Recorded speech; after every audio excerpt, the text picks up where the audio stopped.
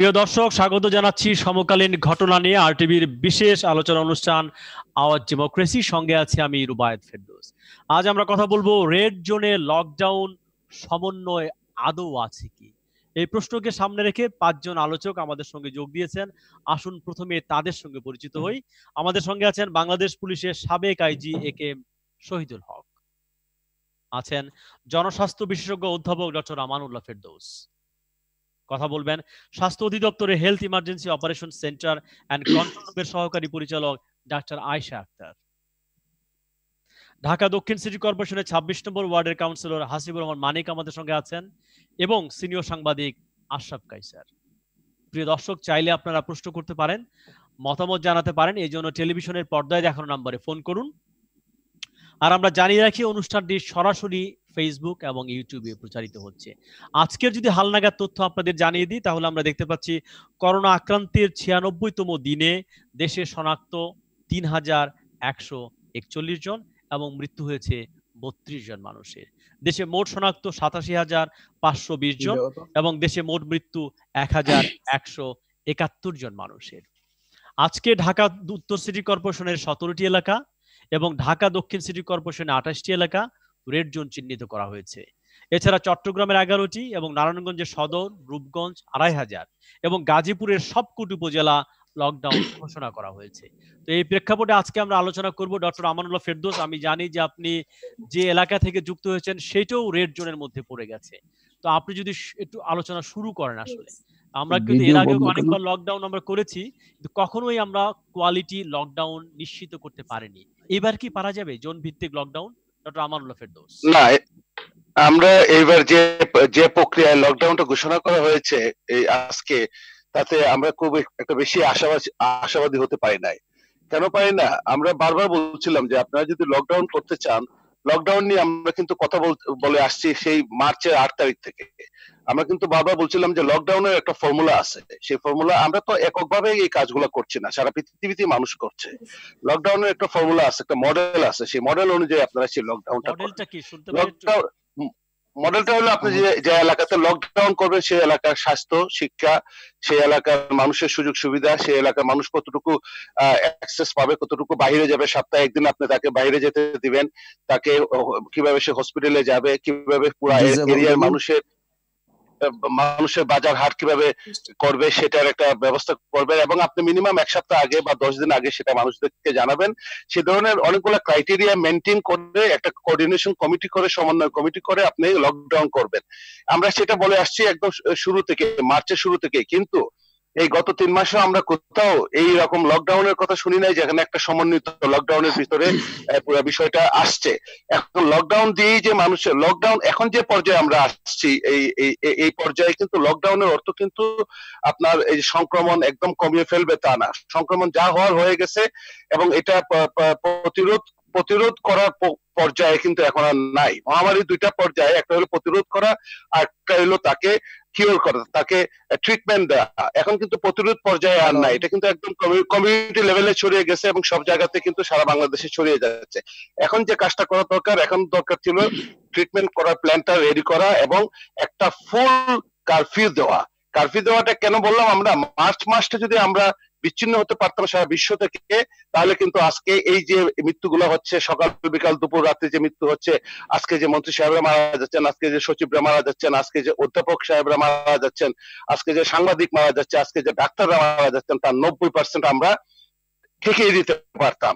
আমি একটা কথা বলি, শুরুর দিকে যে সমস্ত লকডাউন ছিল সেটা ভাঙাচোরা লকডাউন হলো, সেই ভাঙাচোরা লকডাউনের বেনিফিট কি আমরা পাই নাই? হ্যাঁ, আমরা পেয়েছি। সেখানে কত পার্সেন্ট বেনিফিট পেয়েছে?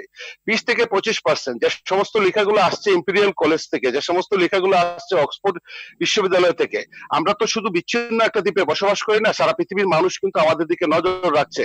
মেলবোর্ন থেকে যে লেখাগুলো আসছে, সেই সমস্ত লেখাগুলোতে দেখা যাচ্ছে বাংলাদেশের যে লকডাউনটা ছিল সেই লকডাউনে অ্যারাউন্ড 20 থেকে 25% সুযোগ সুবিধা পাওয়া গেছে, কিন্তু 80% ক্ষেত্রে লকডাউনটা ফেল করে গেছে। এখন যে লকডাউনটা আপনারা দিচ্ছেন লাল নীল সবুজ ইত্যাদি ভাগে ভাগ করে, তার মানেটা কি? এই মানেটা হলো যে আপনি একটা এরিয়াতে যদি 50 জনের বেশি যদি আপনার করোনা আক্রান্ত রোগী থাকে তাহলে সেখানে আপনি রেড জোন ঘোষণা করেন। আপনি কিভাবে নিশ্চিত হলেন সেখানে 50 জনের বেশি করোনা আক্রান্ত লোক আছে? আপনি একটা জায়গাতে বললেন যে গ্রিন জোন, সেখানে বললেন যে 50 জনের কম আছে। আপনি কিভাবে নিশ্চিত হয়েছেন যে সেখানে 50 জনের কম আছে? আপনি কি সেখানে যথেষ্ট পরিমাণে টেস্ট করতে পেরেছেন?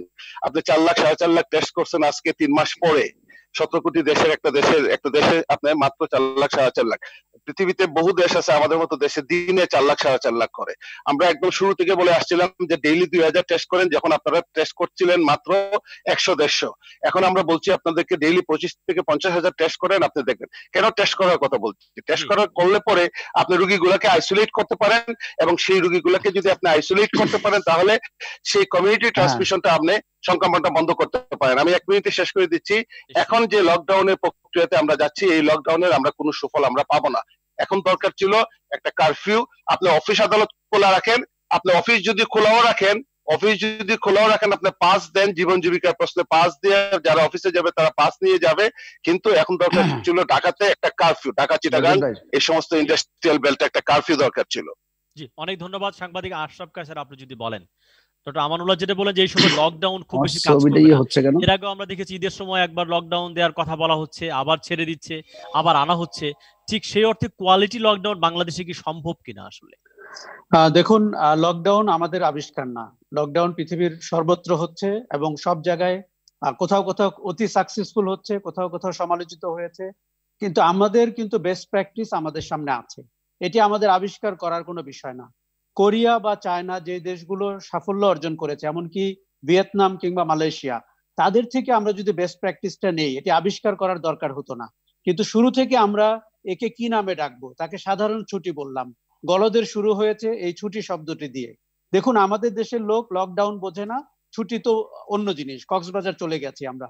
কিন্তু কারফিউ যদি আপনি দিতেন, আপনি যদি বলতেন যে কাউকে বেরোনো নিষেধ, চলাচল করা নিষেধ, ঘরে আবদ্ধ থাকতে হবে, এই যে মার্চের যে 26 তারিখ থেকে আমরা করলাম, এটি যদি আরো 15 দিন আগে আপনি করতে পারতেন, আমি একদমই একমত, হয়তো আমাদের সংখ্যা আরো কমে যেত। এখন যেটি হচ্ছে যে লকডাউন আপনার মধ্যরাতে কার্যকর হওয়ার বিষয় না, লকডাউন একটি প্রস্তুতির বিষয়। আপনি কি 7 দিন ধরে ওই এলাকার মানুষকে বলেছেন যে কারা বাইরে যেতে পারবে, কারা যেতে পারবে না, কাদের খাবারের প্রয়োজন হয়েছে তারা খাবার কোত্থেকে পাবেন, কাদের চিকিৎসার প্রয়োজন রয়েছে তারা কোথায় যাবেন, এবং ওয়ান স্টপ সার্ভিস কি আপনি এনশিওর করতে পেরেছেন কিনা? যদি আমরা এগুলো না পারি, তাহলে আমাদের সংবাদ প্রতিবেদন হবে যে বিভিন্ন অজুহাতে মানুষ লকডাউন মানছে না, তারা বেরোনোর চেষ্টা করছে, ঢোকার চেষ্টা করছে। সেটি কিন্তু এই মুহূর্তে বাংলাদেশ এখনো পিকে যায়নি, এবং আমরা প্রতিদিন আতঙ্কিত হচ্ছি যে সংখ্যা বাড়ছে। এই সময় যে কার্যকরী লকডাউনটি দরকার, সেটি আপনি এলাকা ভিত্তিক করেন, কয়েকটি এলাকা নিয়ে ক্লাস্টার লকডাউন করেন, অথবা পুরো শহরকে করেন। কিন্তু কার্যকরী লকডাউন আমরা করতে পারছি কিনা, এটি যদি না পারি, তাহলে যেই উদ্দেশ্যে লকডাউনটি আমরা করতে যাচ্ছি সেটি কিন্তু সফল হবে না। দেখুন, আমরা যে এলাকাগুলোতে লকডাউন হচ্ছে আমরা সংবাদ টেলিভিশনের স্ক্রলে দেখতে পাচ্ছি, কিন্তু আমি ওই এলাকার মানুষের সাথে কথা বলেছি, তাদের ধারণাই নাই যে লকডাউন মানে কি। আমি গুলশানের অনেকের সাথে কথা বলেছি, কালকে সকাল থেকে তাদের জীবন কেমন হবে, সেখানে তাদের খাবারের ব্যবস্থা কি, সেখানে সিটি কর্পোরেশন কি দায়িত্ব পালন করবেন, স্বাস্থ্য বিভাগ কি দায়িত্ব পালন করবেন। এই যে এগুলো কিন্তু লুকোছাপার বিষয় না, এটি আপনি পরিষ্কার করবেন, এলাকার মানুষকে সঙ্গে নিবেন, এবং জনগণের সম্পৃক্ততার ভেতর দিয়ে লকডাউন আপনি বাস্তবায়ন করতে পারবেন। আমার কেন যেন মনে হচ্ছে যে প্রশাসনিক প্রস্তুতি, স্বাস্থ্য বিভাগের প্রস্তুতি, এমনকি সিটি কর্পোরেশনের প্রস্তুতি আরেকটু গভীরভাবে, আরেকটু সময় নিয়ে সবাইকে সম্পৃক্ত করে করার সুযোগ কিন্তু রয়েছে। কিন্তু আমরা যদি ভেবে থাকি যে ধন্যবাদ, আমি আপনার কাছে আসবো। আপনি সিটি কর্পোরেশনের কথা বলেছেন, আমাদের সঙ্গে যোগ দিয়েছেন একজন সিটি কাউন্সিলর, আজিমপুর এলাকার তিনি নির্বাচিত প্রতিনিধি। তো আমরা যখন তার সঙ্গে যোগাযোগ করছিলাম, তিনি বলছিলেন খুব সৎভাবে, তিনি স্বীকার করছিলেন যে আমি ঠিক জানি না যে আমার এলাকা, আমি কাউন্সিলর নির্বাচিত, এটা যে রেড জোন চিহ্নিত করা হয়েছে তথ্যটি আমার কাছে নেই, তাহলে কিভাবে তিনি সমন্বয় করবেন? মিস্টার মানিক, আপনি যদি বলেন যে তাহলে ঘাটতিটা কোথায় আসলে, জি প্লিজ। অ্যাকচুয়ালি আপনারা জানেন, হঠাৎ করে আমরা জানতে পারলাম আমার ওয়ার্ড আজিমপুর এরিয়ার লালবাগের কিছু অংশ। কে জানালো, আপনাকে কে জানালো প্রথম? এটা আমরা টিভিতে স্কলের মাধ্যমে জানতে পারলাম, আমার এলাকায় রেড জোনে ঘোষণা করা হয়েছে। সেটা তো কোনো ভালো না, টেলিভিশনে আপনার কাছ থেকে বরং টেলিভিশন জানবে, আপনি আগে না জানবেন। কিন্তু জি এখন এটা আপনার স্বাস্থ্য মন্ত্রণালয় থেকে বা তাদের যারা এটার দায়িত্বে আছেন করোনার আক্রান্ত এবং এই ব্যাপারে তারা করেছেন। তারপরে আমি সাথে সাথে আমাদের মাননীয় মেয়র মিস্টার ফজলুল তাপস ভাইয়ের সাথে কথা বলি, তখন উনিও বললো এখন আমাদের এলজিআরডি মন্ত্রণালয় থেকে কোনো প্রজ্ঞাপন জারি করা হয় নাই, আগামীকাল আমরা কথা বলে দেখি কিভাবে প্রজ্ঞাপন জারি করে তারপর আমাদের সাথে সমন্বয় করে, যেহেতু রেড জোন ঘোষণা করেছেন, শুধু রেড জোন ঘোষণা করলে হবে না, রেড জোন ঘোষণা করার পরে কিভাবে সমন্বয় করে একত্রে প্রশাসন আছে, পুলিশ প্রশাসন আছে, অন্যান্য সংস্থা আছে, সবাইকে সমন্বয় নিয়েই কিন্তু রেড জোন ঘোষণা করতে হবে। রেড জোন এমন হতে হবে যাতে একটা লোক সেখান থেকে বের না হতে পারে। এখন এর রেড বাইরে জোন যারা ঘোষণা করলেন, নিম্নবিত্ত মানুষ তাদের কিন্তু খাওয়ানোর ব্যবস্থা করতে হবে। তারা যদি বেরোতে পারবে হ্যাঁ না, অবশ্যই কাজে অবশ্যই যেতে পারবে এর না, কারণে তাদের আমি ত্রাণটা আছে কিনা আসলে, না হলে মানুষ কিন্তু আপনি আটকাতে অবশ্যই পারবেন না। হ্যাঁ তর্ক মানুষ যতক্ষণ কিন্তু খুব পর্যন্ত ভয়ঙ্কর হয়ে ঘরে, ওঠে। জি আপনি জানেন আমাদের মাননীয় প্রধানমন্ত্রী জন শেখ হাসিনা এর আগে যখন আমাদের লকডাউন করেছেন, আমরা কিন্তু খাবার বিতরণ করেছি বাসায় বাসায় গিয়ে। ইতিমধ্যে যেহেতু আমাদের লকডাউন রেড জোন ঘোষণা করা হয়েছে, আমরা যদি লকডাউন করি, যারা মধ্যবিত্ত নিম্নবিত্ত অবশ্যই তাদের খাবারের ব্যবস্থাটা করতে হবে, এবং আমরা এমন ভাবে কাজটা করতে চাই আমার ওয়ার্ডে। আপনারা কি একটা আমি মিটিং করেছেন ইতিমধ্যে? কি একটা প্রস্তুতি মিটিং হয়েছে আপনাদের, অনলাইন হোক যেভাবে হোক? না এরকম কোনো মিটিং হয় নাই, কিন্তু আমার ওয়ার্ডে যেহেতু ওই করোনা ভাইরাস আগের থেকেই মার্চ মাস থেকে শুরু হয়েছে, অতএব তখন থেকে আমার প্রস্তুতি আছে, যতক্ষণ পর্যন্ত মানুষ ঘরে থাকবে ততক্ষণ পর্যন্ত আমরা খাবারটা তাদের না বাসায় এই যে দিতে রেড পারবো। জোন চিহ্নিত হওয়ার পরে এর একটা বাড়তি তাৎপর্য যোগ হয়, সেইটা রেড হ্যাঁ। জোনের পরে কোনো মিটিং আপনারা করেছেন কিনা, সভা করেছেন কিনা, না না কিংবা কোনো এরকম কোনো নির্দেশনা হয় পেয়েছেন নাই। কিনা? না আমি ইতিমধ্যে আমাদের মেয়র আমাদের দক্ষিণ সিটি কর্পোরেশন মেয়র বেশ ফজলুল তাপস ভাইয়ের সাথে কথা বলেছি, উনি বলেছেন আগামীকাল অফিসে এসেই আমাদের সাথে কথা বলবে, এবং আপনি এলজিআরডি মন্ত্রণালয় থেকে যে প্রজ্ঞাপন জারি করবে ওই প্রজ্ঞাপন অনুযায়ী আমাদেরকেও তারা একটা সমন্বয় করে তাহলে তারপর এই রাতে লকডাউনটা আমরা কিন্তু 12 ঘন্টা সময় কিন্তু পেরিয়ে গেল আসলে। ডাক্তার আয়েশা, আপনি যদি একটু বলেন যে একটা রেড জোন ঘোষণা করা হয়েছে, নির্বাচিত কাউন্সিলর তিনি তথ্যটি জানছেন না আসলে, তাহলে কিভাবে এই জিনিসটা বাস্তবায়িত হবে, কিংবা সমন্বয় কিভাবে হবে? ধন্যবাদ। সেটা হলো যে এখনো কিন্তু ঘোষণা করা হয়নি, কারণ আমাদের টেকনিক্যাল কমিটি একটা মিটিং মাধ্যমে কিন্তু সিদ্ধান্ত হয়। সেই মিটিং এ সিদ্ধান্ত হওয়ার পরে সেখানে সিটি কর্পোরেশনের অন্যান্য যারা আছেন এই কমিটির মধ্যে, তাদের মধ্যে কথা হবে, দেন তারপরে তারা চিহ্নিত যখন করবে তখন কিন্তু সবাই চিহ্নিত জানবে। হয়ে গেছে আপা, এখন আপনার না কাছে না কি না, তথ্যটি নেই? এখনো না, তথ্য তো এই যে অবশ্যই আছে, টেলিভিশনে কিন্তু স্ক্রল সেটা যাচ্ছে, এখনো আমাদের না টিভিতে আরটিভিতে যাচ্ছে, যাচ্ছে, চিহ্নিত কিন্তু আমাদের হয়েছে। এটা প্রজ্ঞাপন আকারে কিন্তু বের হয়নি। তাহলে প্রজ্ঞাপন এই যে আকারে আগে যখন আমরা টিভিতে বের স্ক্রলে করব, চিহ্নিত হচ্ছে, আপনাদের প্রজ্ঞাপন আমরা এখনো যায়নি, কিন্তু এইটার প্রজ্ঞাপন সমন্বয় কিভাবে হবে? আমরা এখনো প্রজ্ঞাপন আকারে বের, আমরা সমন্বয় কোনটাকে বলে, যখন তাহলে আমরা মিডিয়ার কাছে গেল কেন? সরকারিভাবে যখন সিদ্ধান্ত নিয়ে আমরা জানাবো সবাইকে, যে পূর্ব রাজাবাজার যখন আমরা লকডাউন করলাম তখন কিন্তু মেয়র উনি কিন্তু সরাসরি বললেন কনফারেন্সের মাধ্যমে যে এটা বন্ধ করা হচ্ছে। তার আগে থেকে কিন্তু প্রস্তুতি আমাদের ছিল, আমরা কিন্তু প্রস্তুতি নিচ্ছি, এবং এটা আমাদের ইন্টারনাল বিষয়। যখন আমরা প্রজ্ঞাপন আকারে এটা প্রকাশ করবো তখন সবাই এটা জানবে। এখন তো মিডিয়ার মাধ্যমে সবাই তো জেনে গেল, এখন কি আর ইন্টারনাল থাকলো আপা? এখনো প্রজ্ঞাপন আকারে বের হয়নি। আমরা তাহলে এটা মিডিয়া অবশ্যই কিভাবে দিচ্ছে এটা? জনগণের আপনারা তাহলে সুবিধার বলেন জন্য কিন্তু তাদেরকে। আমরা একসাথে মিলে সমন্বয় করে কাজটি করার পরে কোন কোন এলাকা আমরা রেড জোন হিসেবে চিহ্নিত করব, এবং সেই এলাকার কি কি হবে এবং কিভাবে আমরা সেই এলাকাটা নিয়ন্ত্রণ করব, সেটা কিন্তু আমরা যখন আমি ঠিক আপনার কথা করে বুঝতে পারছি। প্রকাশ আমান করব ভাই একটু তখনই সাহায্য জানতে করবেন পারবেন। আমাদেরকে। আমরা টিভিতে দেখতে পাচ্ছি এটা পাবলিক হয়ে গেছে, সবাই জানছে, চিহ্নিত। আপা দাবি করছেন যে না, আমরা এখনো প্রজ্ঞাপন জারি করি নাই। টিভিতে তো অনেক কিছু এরকম চলে আসে, তাহলে এই যে ডক্টর আয়েশা, মানুষ তো বিভ্রান্ত হবে। ডক্টর আয়েশা আপনাকে আমি একটা প্রশ্ন, ডক্টর আয়েশা আপনাকে আমি একটা প্রশ্ন করি। আপনি পৃথিবীতে একটা দেশ দেখাতে পারবেন যেখানে লকডাউন নিয়ে পাইলট প্রজেক্ট করে? পাইলট প্রজেক্ট কি লকডাউন নিয়ে পাইলট প্রজেক্ট হয়? আপনারা রাজাবাজারে যেটা করছেন সেটা আপনারা বলছেন যে পাইলট প্রজেক্ট। লকডাউন নিয়ে মানুষ পাইলট প্রজেক্ট করে? লকডাউন নিয়ে কোথাও দেখাতে পারবে এটাকে? মহামারীর সময় কি মানুষ পাইলট প্রজেক্ট করে, এই যে তাও আবার লকডাউন নিয়ে? এটা কি হলো যে লকডাউন নিয়ে আমরা যখন রাজাবাজার আপনারা বলেন, ঘোষণা করছি, আপনারা না রেড জোন ঘোষণা করছেন, আপনারা রেড জোন ভারতে যে রেড জোন ঘোষণা করা হয়েছে সেটা কিন্তু একদম ফুল লকডাউনের ভিতরে রেড জোনটা ঘোষণা করা হয়। তারা কিন্তু একদম জনতার কারফিউ দিয়ে তারপরে সেই কাজটা তারা কিন্তু করে, এবং যখন এই লকডাউনটা তাদের এখানে উঠে যায় তারপরে দেখেন ভারতে কিন্তু সার্জিং। আপনি দেখছেন যে ভারতে কি পরিমাণে। নাম্বার 4, ডক্টর আমানুল্লাহ ফেরদৌস যেভাবে বলেছেন সেটা হচ্ছে পাইলট হচ্ছে বড় কোনো গবেষণা করার আগে একটা ছোট জায়গায় আমরা এটা পরীক্ষামূলকভাবে দেখতে চাই যে এটা কতটুকু কাজ করে। তো সেই রকম কি একটা পাইলট আমরা করলাম কিনা, এরকম সংকটের সময় মানুষকে নিয়ে, জীবনকে নিয়ে, স্বাস্থ্যকে নিয়ে পাইলট করা যায় কিনা? আচ্ছা শোনেন, শুরুর দিকে যেমন আমাদের শুরু থেকে সব বন্ধ ছিল, সরকারি ছুটি ঘোষণা ছিল 2 থেকে 2.5 মাস। এরপরে কিন্তু অনেক এলাকা আমার আমার ঢাকার না মধ্যে পুরো এলাকা, বন্ধ ছিল না, আপনারা বলছেন জেলা যে বন্ধ ছিল, জেলা পুরো বন্ধ ছিল উপজেলা, না, একটা এলাকাও বন্ধ বলছি ছিল না। আমি জেলা উপজেলা আমার লকডাউন ছিল। এখন আমরা খুলে দিয়েছি কিন্তু অফিস আদালত। এবং এটা হলো স্বাস্থ্য মন্ত্রণালয় আইসিটি মন্ত্রণালয় যৌথ উদ্যোগে একটা অ্যাপস ডেভেলপ করা হয়েছে, যে অ্যাপস ভিত্তিতে আমরা জোন ভাগ করছি যে কোন কোন জোনকে আমরা রেড, ইয়েলো, গ্রিন করব। সেই হিসাবে কিন্তু ওইটাকে আমরা পাইলট বলছি, কারণ দেখতে হবে যেহেতু আমার আগে আমাদের লকডাউন ছিল, সেই লকডাউন এই লকডাউনটা কতটুকু কার্যকর হবে। কারণ জি দেশের মানুষকে তো অনেকটাই আওয়ার হয়েছে 2-2.5 মাসে। যার ফলে আমরা একটা পাইলট হিসেবে রাজ্যবাগটা নিচ্ছি যে ওইখানে কতটুকু আমাদের সম্ভব হচ্ছে, মানুষ কতটুকু আর হচ্ছে। কারণ এর আগে আপনারা দেখবেন যে তোলার বাসাবো, যখন আমরা সেটাকে হটস্পট চিহ্নিত করে আমরা লকডাউন করলাম, তখন এলাকার মানুষজন যতটা অ্যাওয়ার হয়ে কাজ করেছে, আমাদের আইডিসিআই টিম যতটুকু বারবার রিস্যাম্পল করার পরে অনেকটা সংক্রমণ কমে আসছে। এখন আমরা এই এলাকা ভিত্তিক রেড জোন ভাগ করছি যাতে আমাদের মেন তাহলে তো উদ্দেশ্য আপনাদের কোনটা, পাইলট আগে, তাহলে তো সংক্রমণটা আপনাদের কমানো পাইলট জন্য। আগেই হয়ে গেছে ডক্টর আয়েশা, তাহলে তো আপনাদের পাইলট আগেই হয়ে গেছে। আপনাকে একটা কথা ওইটা বলি, ছিল আমরা লকডাউন বাংলাদেশে করা, যদি, এখন হলো বাংলাদেশে রেড, ইয়েলো, লকডাউন গ্রিন যদি জোন ভাগ কার্যকর করা। হয়ে থাকে, বাংলাদেশে যদি লকডাউন কার্যকর হয়ে থাকে, তাহলে তোলারবাগ এবং মাদারীপুরের এই যে শিবচরে, এই দুইটা জায়গাতে দুইটা সাকসেসফুল উদাহরণ তো আপনাদের সামনে ছিল। এখন যখন ডেইলি 3000-এর উপর, ডেইলি 3000 প্লাস আক্রান্ত হচ্ছে আপনাদের হিসাব অনুযায়ী, এবং বেসরকারি হিসাব অনুযায়ী কিন্তু এর সংখ্যা কিন্তু 10 গুণ বেশি হতে পারে। এবং কিন্তু পৃথিবীর সমস্ত দেশের পৃথিবীর সব মানুষ কিন্তু, প্রত্যেকটা সংস্থা কিন্তু আমাদের দিকে নজর রাখছে যে এরা কি করছে। এই পরিমাণ লোক যদি আক্রান্ত হয়, একটা দেশের জীবন এবং জীবিকা দুটাই তো যাবে। এখন তো দরকার ছিল আপনাদেরকে একটা কারফিউ দেওয়া 4 সপ্তাহের জন্য, একদম শক্ত, ঢাকাকে একদম সম্পূর্ণ আইসোলেট করে দেওয়া। আপনি ঢাকা চিটাগাংকে সম্পূর্ণ আইসোলেট করে দেন, আপনারা যে সমস্ত জরুরি সার্ভিস আছে তাদেরকে আপনারা পাস দেন, সেই পাস নিয়ে তারা চলাফেরা করবে, জীবনও চলবে, জীবিকাও চলবে, কিন্তু একটা কারফিউ দরকার ছিল।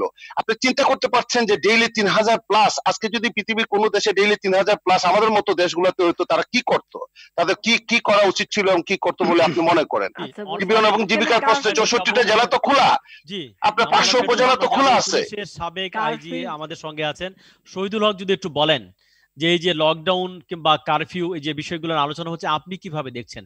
এরকম সংকট মোকাবেলায় আমাদের পুলিশের অভিজ্ঞতা কতটুকু আছে আসলে? আপনাকে ধন্যবাদ। আমি বক্তব্যের শুরুতেই যে দুইজন বর্ষীয় রাজনীতিবিদ মোহাম্মদ নাসির এবং ধর্ম প্রতিমন্ত্রী মৃত্যুবরণ করেছেন, আমি সমবেদনা জানাচ্ছি এবং তাদের আত্মার মাগফিরাত কামনা করছি। তারা দুজনেই কিন্তু করোনায় আক্রান্ত ছিল। যদি পরবর্তী নাসির সাহেবের করোনা নেগেটিভ হয়েছে, কিন্তু প্রথম সে করোনায় আক্রান্ত ছিল। যাকে এভাবে অনেক ভিআইপি, অনেক নাম করা অনেক লোক আমরা হারাচ্ছি। আপনার লকডাউন করছে, আমি তো আইন প্রয়োগকারী সংস্থা প্রধান ছিলাম, আইন প্রয়োগ করছি। লকডাউন বলতে বাংলাদেশে কোনো আইনে কোনো এই শব্দটা নেই। কার্ফিউদের স্পেশাল পাওয়ার অ্যাক্ট 97 করে কার্ফিউটা আছে, কিন্তু কার্ফিউটার মধ্যে সবাই আবার রাজনৈতিক গন্ধ খুঁজে পায়। কার্ফিউ দেওয়া মানে রাজনৈতিক উদ্দেশ্যে দেয়। এই জন্য অনেক আগে মার্চ মাসেই, যখন মার্চ এপ্রিলে নারায়ণগঞ্জে সংক্রমণ বৃদ্ধি পাচ্ছিল, ওখানকার মেয়র আইবি রহমান আমাকে ফোন, ভাই কার্ফিউ দেওয়ার কি সিস্টেম, কাকে বলা যায়? ভাই আমি তো আইজি না, আইজি হলে হয়তো আমি গভর্নমেন্টকে সাজেশন দিতে পারতাম। আপনি হোম মিনিস্টার মহোদয়ের সাথে কথা বলেন, যেগুলো কিছু করতে পারেন। এরকম আমি একটা লেখাও লিখেছিলাম যে সমস্ত জায়গাগুলি ইনফেক্টেড সেখানে কার্ফিউ দেওয়া হোক, অথবা লকডাউন এই শব্দটা একটা আইন তৈরি, আমাদের যে সংক্রামক রোগ নিয়ন্ত্রণ নির্মূল একটা আইন 2018 সালে, ওখানে একটা ধারা যোগ করলে হয়। আপনাকে ধন্যবাদ। একজন দর্শকের ফোন নিয়ে আমরা আলোচনায় ফিরবো। প্রিয় দর্শক, কে বলছেন, কোত্থেকে বলছেন, আপনার পরিচয় দিয়ে প্রশ্নটি উত্থাপন করুন। কে বলছেন? জি বলুন, আমরা শুনছি। হ্যালো, হ্যালো, হ্যালো, জি আপনি প্রশ্নটি করুন, আমরা শুনতে পাবো, আপনি প্রশ্নটি করুন।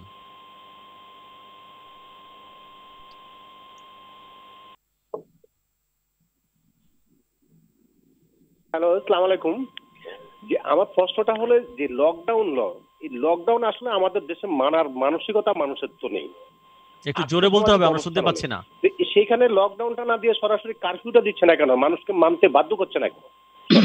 জি, এবং লকডাউন দিলে সরকারের লাভ কতটুকু আর কারফিউ দিলে সরকারের ক্ষতি কতটুকু? জি, অনেক ধন্যবাদ। শহীদুল্লাহ যদি বলেন, তিনি বলতে যাচ্ছেন যে মানে যদি আমরা লকডাউন মিন করি তাহলে কেন এটা মানতে বাধ্য করা হচ্ছে না মানুষকে? আচ্ছা, সঠিক কথা। এখন আমরা প্রথম থেকে অনেক ধরনের পদক্ষেপ নিয়েছে, প্রশংসনীয় পদক্ষেপ, কিন্তু সেই পদক্ষেপগুলি খুব শিথিল ছিল, যে এটা পুরাপুরি আমরা কড়াকড়ি ভাবে কোনো কিছু করতে পারি না। লকডাউন কথা তো আগে বলেই নেই, শুধু সাধারণ ছুটি কারা, যারা চাকরি করে সরকারি বেসরকারি, সাধারণ পাবলিক যারা চাকরি করে না এদের জন্য কোনো ছুটি নেই। এই ছুটির কথাটা একটু আপনার নমনীয়তা থাকে। আর এইগুলি যদি ছুটি পালন করি তাহলে তো আমার কোনো পানিশমেন্ট হবে না। কারফিউ ভায়োলেশন করলে আপনার পানিশমেন্টের ব্যবস্থা আছে, জেল আছে, এখানে ফাইন আছে। আপনি লকডাউন একটা আইন তৈরি করে 2 লাইনের একটা সংশোধনে এনে এখানে যদি পানিশমেন্টের ব্যবস্থা প্রচার করতে, যে এটা যদি না মানা হয় তার 2 বছর জেল হবে, তার 10,000 টাকা ফাইন হবে, এই ধরনের প্রচার জনগণের মধ্যে থাকতো, ভয় থাকতো, তাহলে সে হয়তো।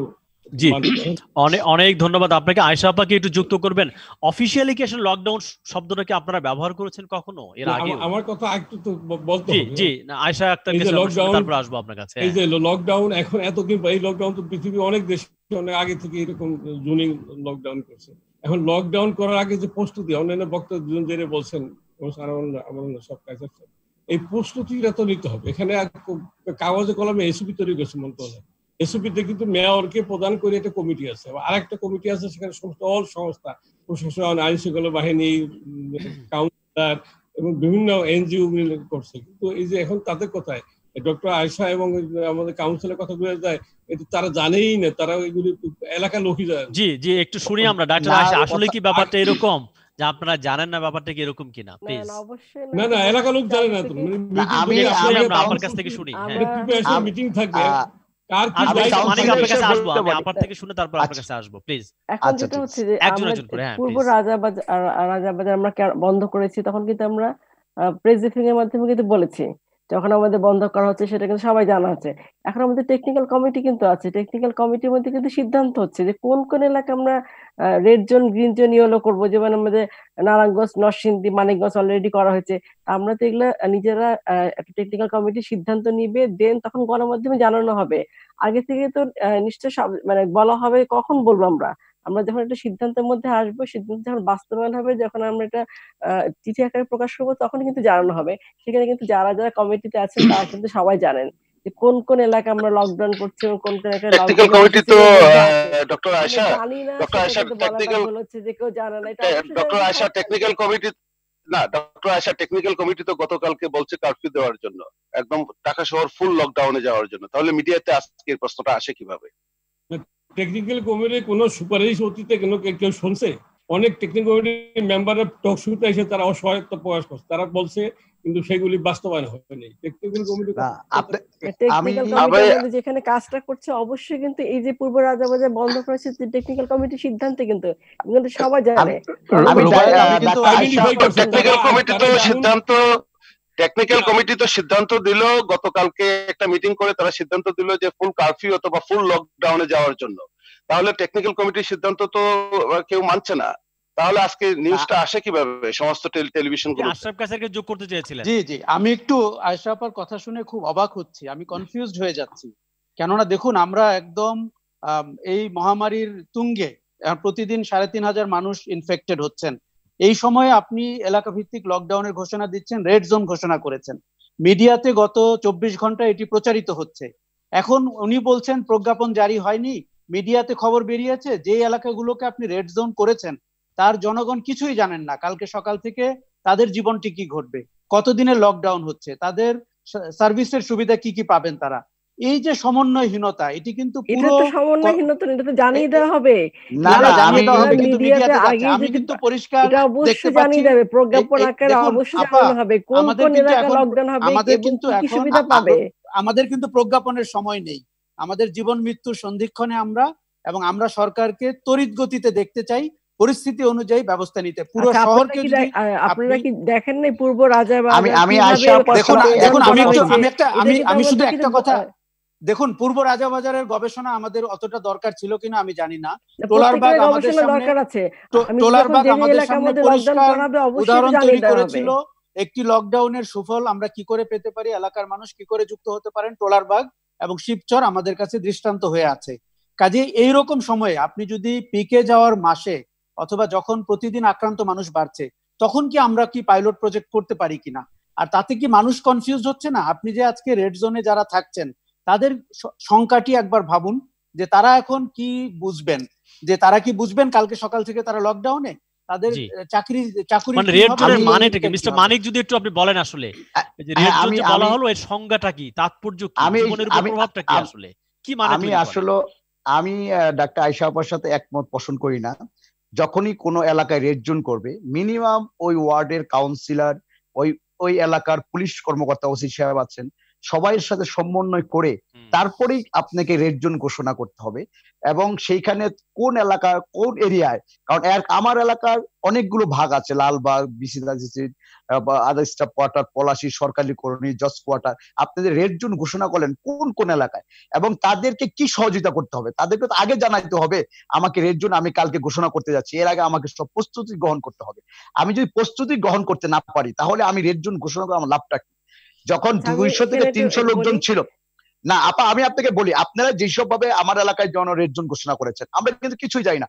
হঠাৎ করে টিভির স্কোরে পাইলাম আমার এলাকার রেড জোন। তা আমি নিজে ওসি সাহেবকে ফোন করলাম, আমার কাছে এসবি আমাদের তরফ থেকে সরকারি কোনো ঘোষণা আসছে কিনা সেটা আমাকে ঘোষণা আসে না, আমরা টেলিভিশনে পেলাম, কিন্তু এইরকম আপনাকে তো আসতে হবে ঘোষণা। আপনি আপনি আমাদেরকে ডাকতে হবে, আমরা কাউন্সিলর, জনপ্রতিনিধি, অবশ্যই আপনাকে জানাতে হবে। আপনি কাউন্সিলর, আপনি আসেন, আমাকে চিঠি দিতে হবে, আমাকে জানাতে হবে। আমরা সেই মার্চ থেকে মাননীয় প্রধানমন্ত্রীর নির্দেশে এই করোনা ভাইরাসের জন্য ঘরে ঘরে প্রত্যেকটি বাসায় বাসায় মাইকিং থেকে শুরু করে সবকিছু জনসচেতন করেছি।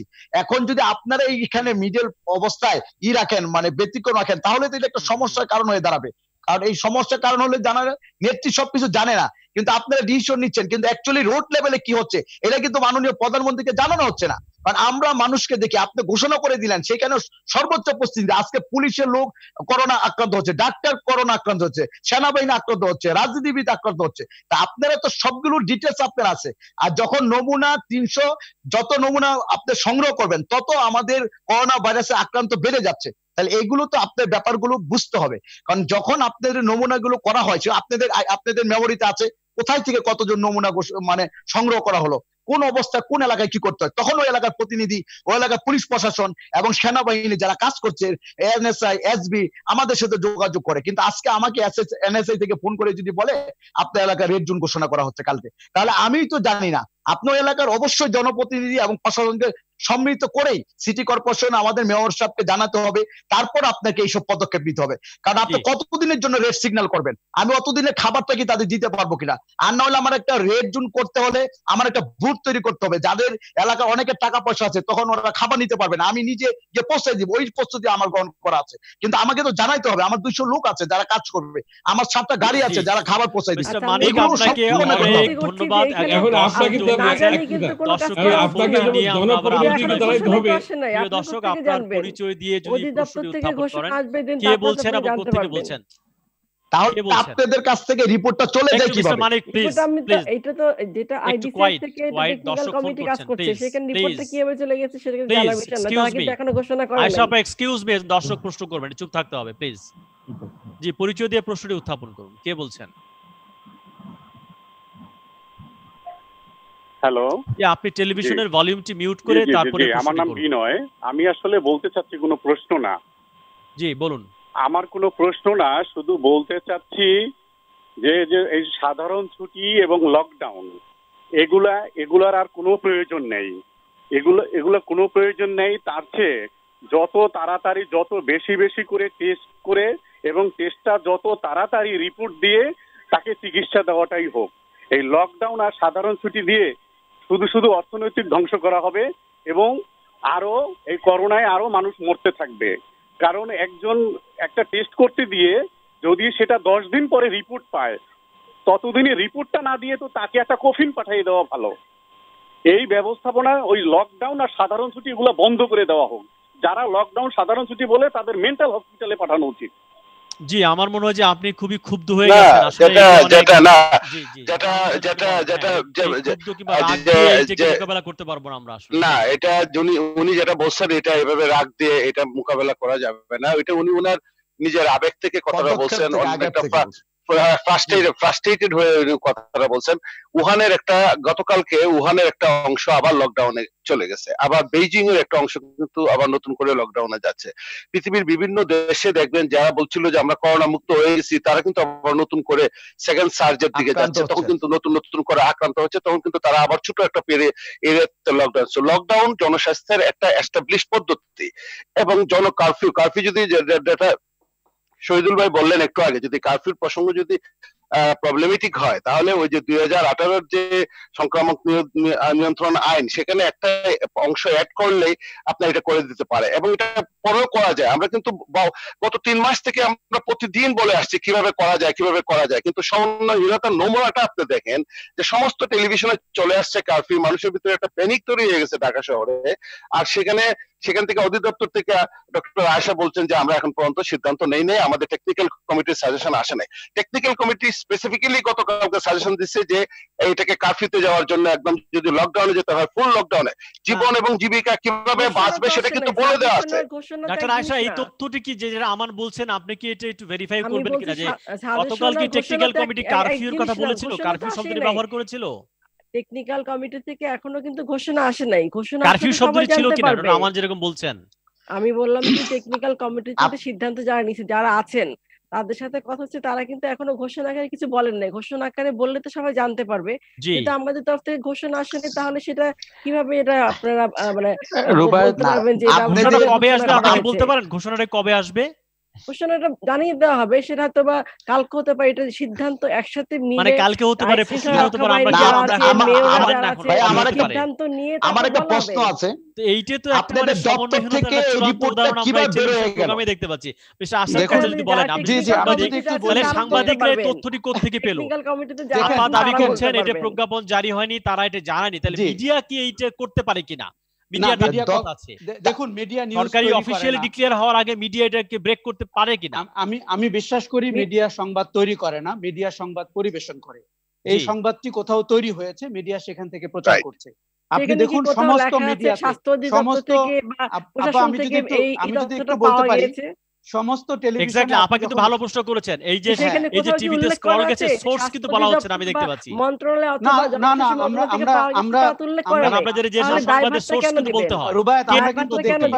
আমরা কিন্তু দেখতে পাচ্ছি জনপ্রশাসন প্রতিমন্ত্রী নিজে বলেছেন যে রেড জোন হতে যাচ্ছে এবং কোন কোন এলাকা হচ্ছে। মিডিয়া কিন্তু সেই সূত্র ব্যবহার করে প্রচার করেছে। আপনি যদি অধিকাংশ মিডিয়ার সোর্স দেখেন, কাজেই প্রজ্ঞাপন হলো কিনা, টেকনিক্যাল কমিটি কারফিউ বলেছে কিনা, এই সবকিছুই কিন্তু মিডিয়ায় চলে আসছে। কিন্তু সমন্বয় যদি ঠিক থাকতো তাহলে এটি এইভাবে আসতো না, মানুষ বিভ্রান্ত হতো না, এবং যে এলাকাগুলোকে আমরা রেড জোন ঘোষণা করছি তার নাগরিকরা জানতেন তাদের আগামীকাল সকাল থেকে কিভাবে ব্যবহার করতে হবে। আমার একটা ধারণা কারফিউ মানে মিডিয়াতে তথ্য আসার ক্ষেত্রেও একটা সমন্বয়হীনতা কিন্তু কাজ করছে, ভীষণ সমন্বয়হীনতা রয়েছে। আপনারা কেউ একজন মুখপাত্র তিনি ডিক্লেয়ার করবেন, তারপরে মিডিয়া সবাই জানবে, তার আগে কিভাবে জানছে? তার মানে ভেতর থেকে আপনাদের কেউ তথ্যটা হয়তো বলে দিচ্ছে, বাকিরা জানছেন না, অফিশিয়ালি হচ্ছে না। এইখানে একটা সমন্বয়হীনতা কাজ করছে বলে আমার মনে হয়। এই নিয়ে আমরা আরো কথা বলবো। প্রিয় দর্শক, আমাদের সঙ্গে থাকুন। আমরা আজকের এই অনুষ্ঠান আওয়াজ ডেমোক্রেসি, আজকে আমরা কথা বলছিলাম রেড জোনে লকডাউন সমন্বয়হীনতা কত দূর। সঙ্গে থাকুন, একটু পরে আমরা ফিরে আসছি অনুষ্ঠানে।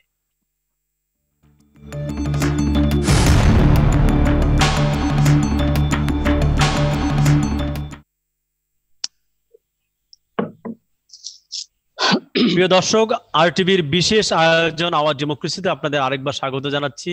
আমি রুবায়েত ফেরদৌস। আমরা বিরতির আগে কথা বলছিলাম রেড জোনে লকডাউন কতটা সমন্বয় কিংবা সমন্বয়হীনতা কাজ করছে।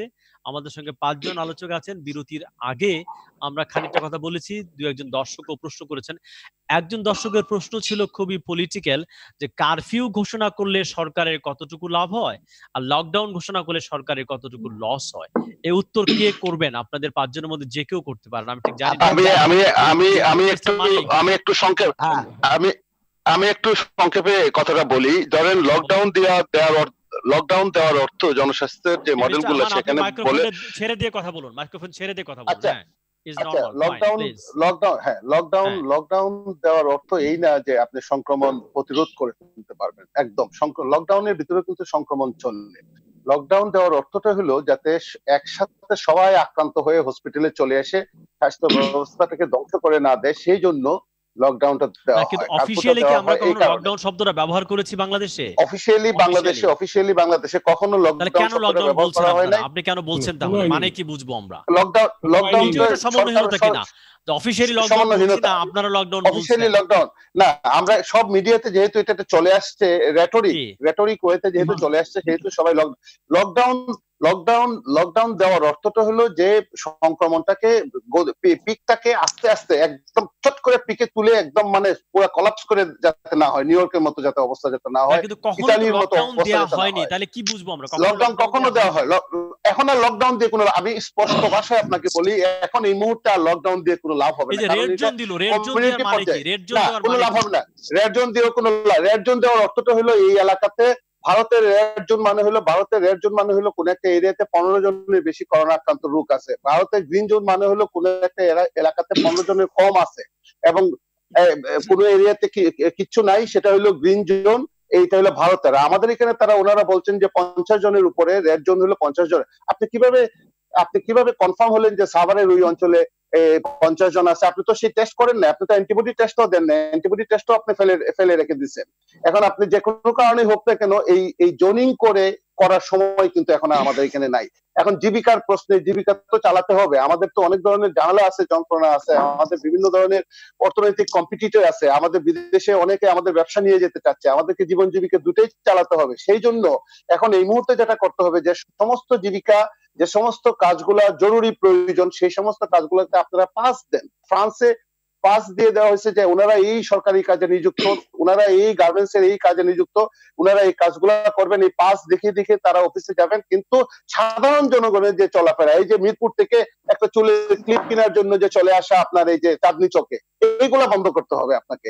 গণট্রান্সপোর্ট চলবে, কিন্তু গণট্রান্সপোর্টটাকে আপনাকে কন্ট্রোলের ভিতরে নিয়ে আসবেন, যে 10 জনের বেশি একটা বাসে কোনোভাবেই উঠতে পারবে না। আপনি বলা হচ্ছিল আগে 3 ফিট, এখন বলা হচ্ছে যে মিনিমাম 6 তরফ থেকে, ডক্টর আমান, পুলিশের তরফ থেকে ব্যবস্থাপনা, একটা জনগণ হিসেবে কি তাদের দায়িত্ব সচেতনতা?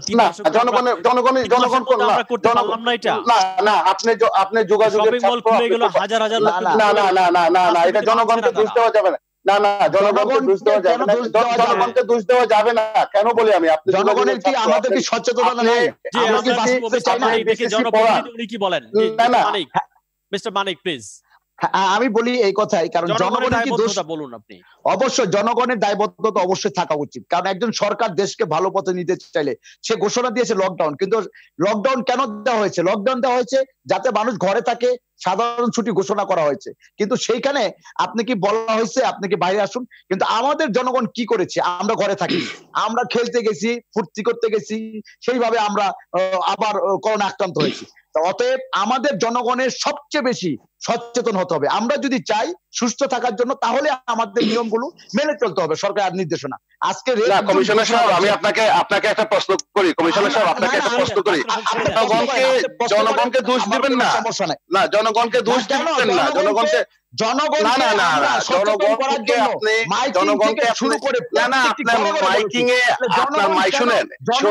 শুনেন তাত্ত্বিকভাবে বলে, আপনাকে একটু তাত্ত্বিক কথা শোনাই, জনগণকে এটাকে বলা হয় বিসিসি না, এটাকে বলে বিসি। তাত্ত্বিক কথা শুনতে হবে আপনাদেরকে। আপনাদেরকে সায়েন্স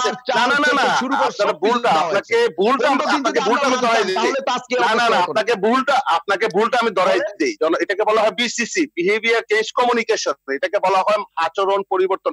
জনগণকে আপনি বলছেন কোনোদিন আপনি যে ঘর থেকে বের হলে আপনাকে এই পরিমাণ ফাইন করা হবে? আপনি জনগণকে বলছেন কোনোদিন এটা লকডাউন? আপনি কি জনগণকে বলছেন? আপনি জনগণকে বলছেন কি? আপনি একবার